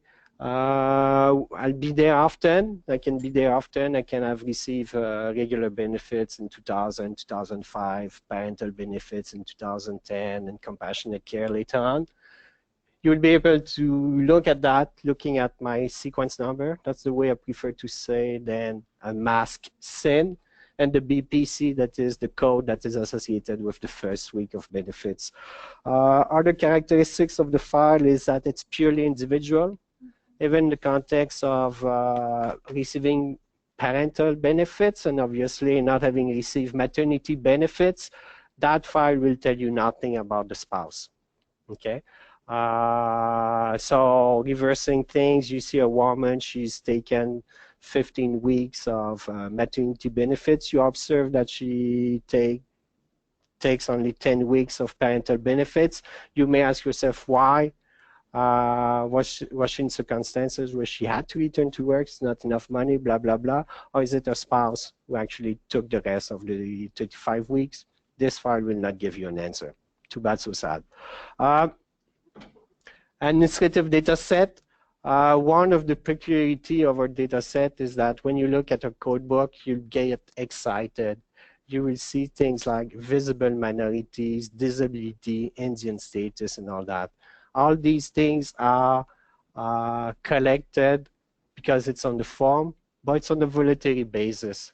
So, for example, I was in the Metro, Bonaventure, Côte-des-Neiges, look at the population. I said, Vismin, well, at least 10%. Vismin in here in the past 10 years, it's something like 0.2%. So I think that, you know, we have some elements of data that you'll find exciting when you see the code book, and when you see the reality, you say, well, what can I do with that? Other characteristics as well of administrative data. All this comes from a machine that is there to give benefits to people. Yes, it will record information about what happened before, because that serves to establish your benefits, so insurable earnings and things like that. But it will record little information. And it will record essentially no information after. So if you're wondering why is it that he exited from regular benefits after 20 weeks, even though I was eligible for 40 weeks, is it because I found a good job, how much it pays and all that? The answer is not there. This minute? Oh, wait, okay. So I'm almost done. Okay, so for the pilot project, it's only the EI period from 1997 to now. The file, in theory, goes back to 79. I have no idea when was the last time anyone looked at the past. I do think that in those 80s, and these were fun time from a UI point of view, it was a 10% instead of 100% file, and obviously it's much less documented. Do we cover all the benefits? No. That is the machine that we have at ESDC, which runs on mainframe, and for which I'm sure some people get extra attention because they know COBOL. The machine that we have is called the computer-based system. It essentially covers everyone, but not everyone. So as Kodik said as a joke, the manual-based system that we have, that it runs in parallel, used to be there for the person receiving fishing benefits, but actually also maternity benefits, and then switch to sickness benefits. The complex case, it was manual-based system. But over time, there's some things that were transferred to manual-based system, the entire program. So for example, the PIC has never been in a computer-based system, has always been in manual-based system. So even though I tell it's a benefit, it's not really in my database. Some of the benefits that were announced last week by Minister Duclos, I believe, will be in manual-based system for at least 6 months. And we hope after that they will become computer-based system. So how many people we lose to that? Maybe we lose 1 or 2%. If you're interested in special kind of benefits, you will be losing more. Okay. Last part, imputation and all this, we don't impute. We get the data and we say, oh, well, that's the data that the machine generated for us.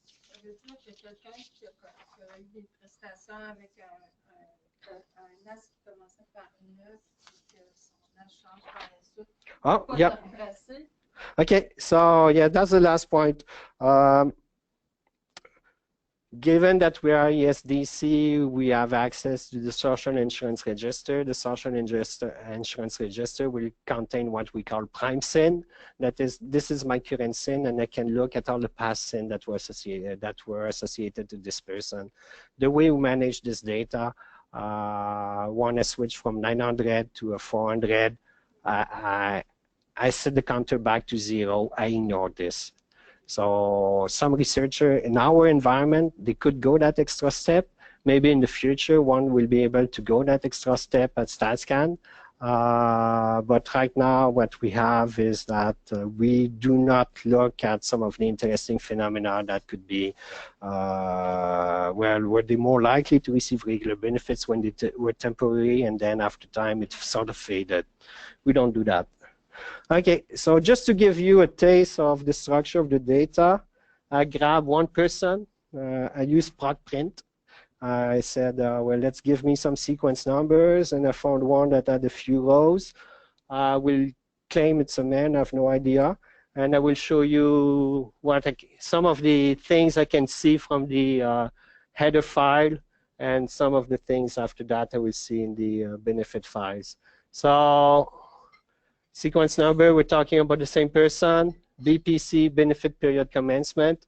If I recall correctly, that's February 2011, February 2012, March 2013, all the way to December 2016.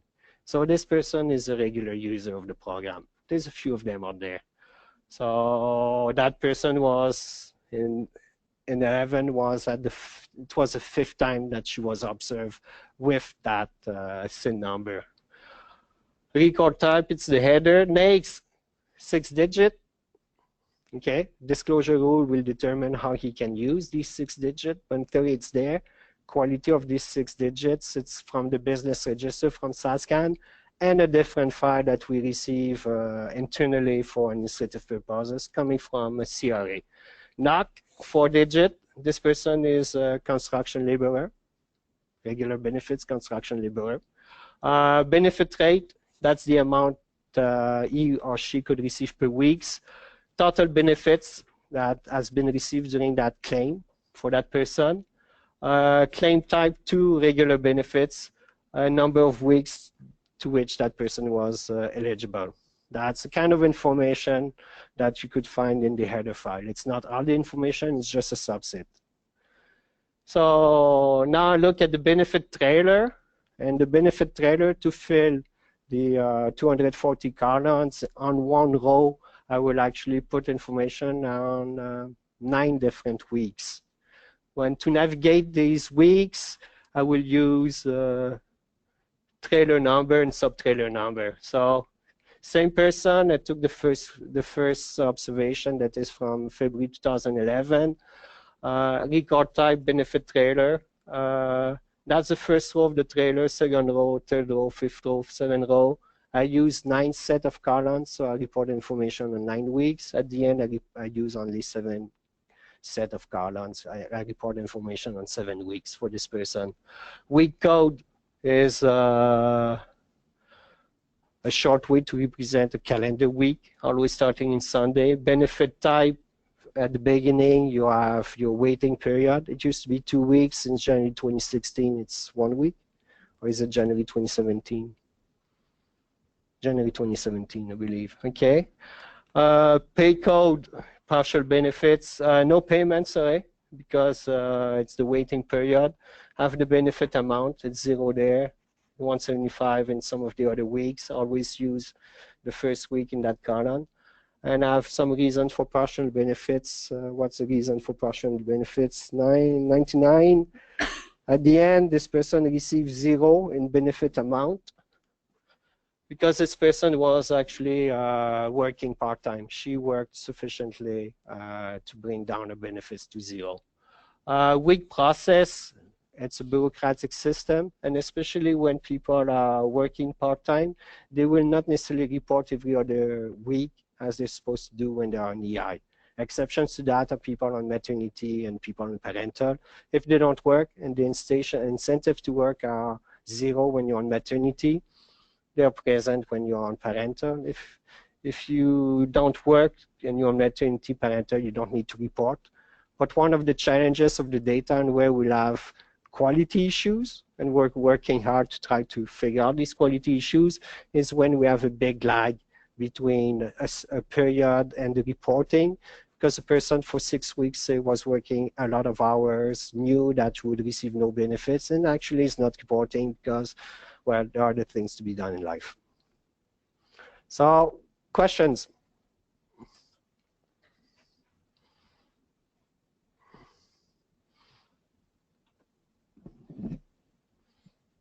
Any questions? All right, well, thanks everyone for coming today.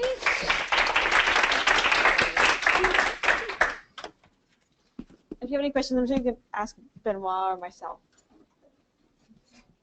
Or any of the presenters are still here.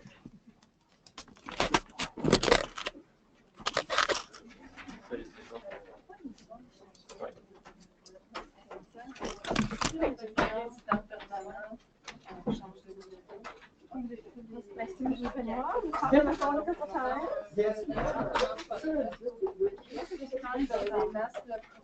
think we had some left on the last file. It's a corrupt file. Yes, that's good. Yeah.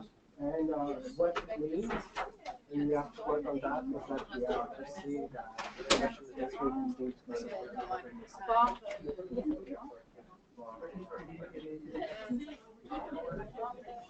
Yes. So now we have 3 projects.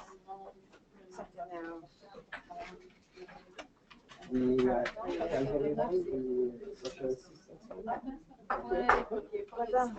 Was Ricardo's project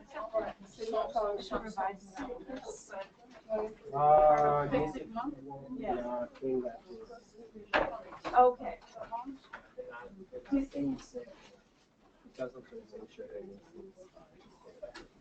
But you won't say it.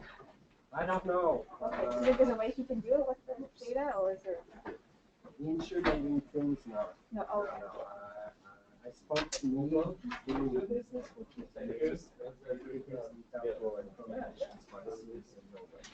Oh. We could go back to something else. Yeah. Okay, perfect. Okay. So Lisa, we contacted you tomorrow. I'll read it. Okay. Okay. I don't know. I'm a little worried when the word data was in it. I've taken it out, so I'm just hoping I didn't send the wrong version in my hotel room last night. And I'm in Ottawa tomorrow. Oh, you're in Ottawa tomorrow? Okay. But I will be tomorrow. Okay. To revising also to reviewing and revising the Can you compare the two just in case I messed up? Yeah. No problem. Okay. Thank you.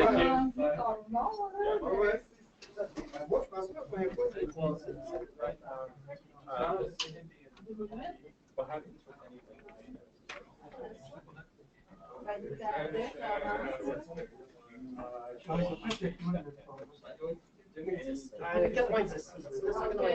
Ouais, ok, c'est là parce que tu avais rajouté avant de... Non, ça c'est avant qu'il soit au ministère. Oui, on s'est croisés de nouveau en début des années 2000, mais encore là, c'est encore étudiant. Ok. En général. Moi aussi.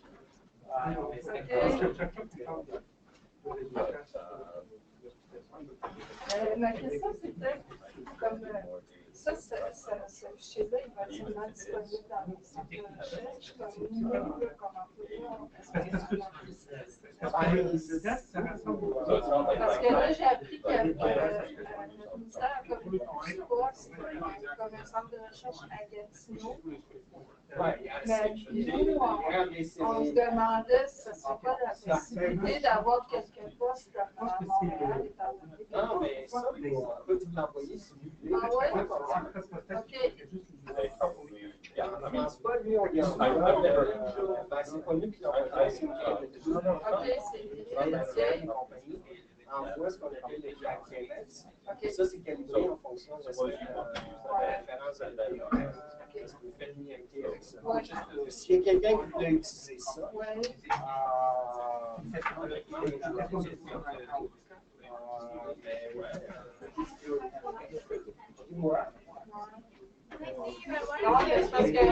Benoît Delage,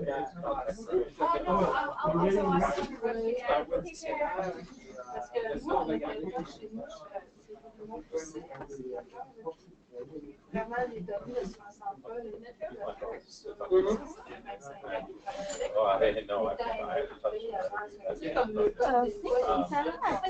Nice to meet you.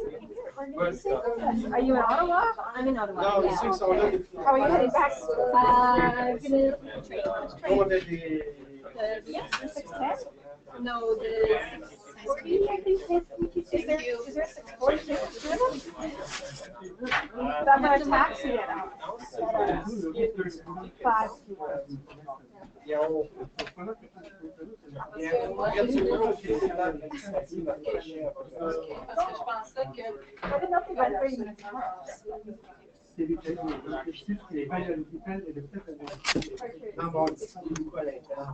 Tous les évaluateurs.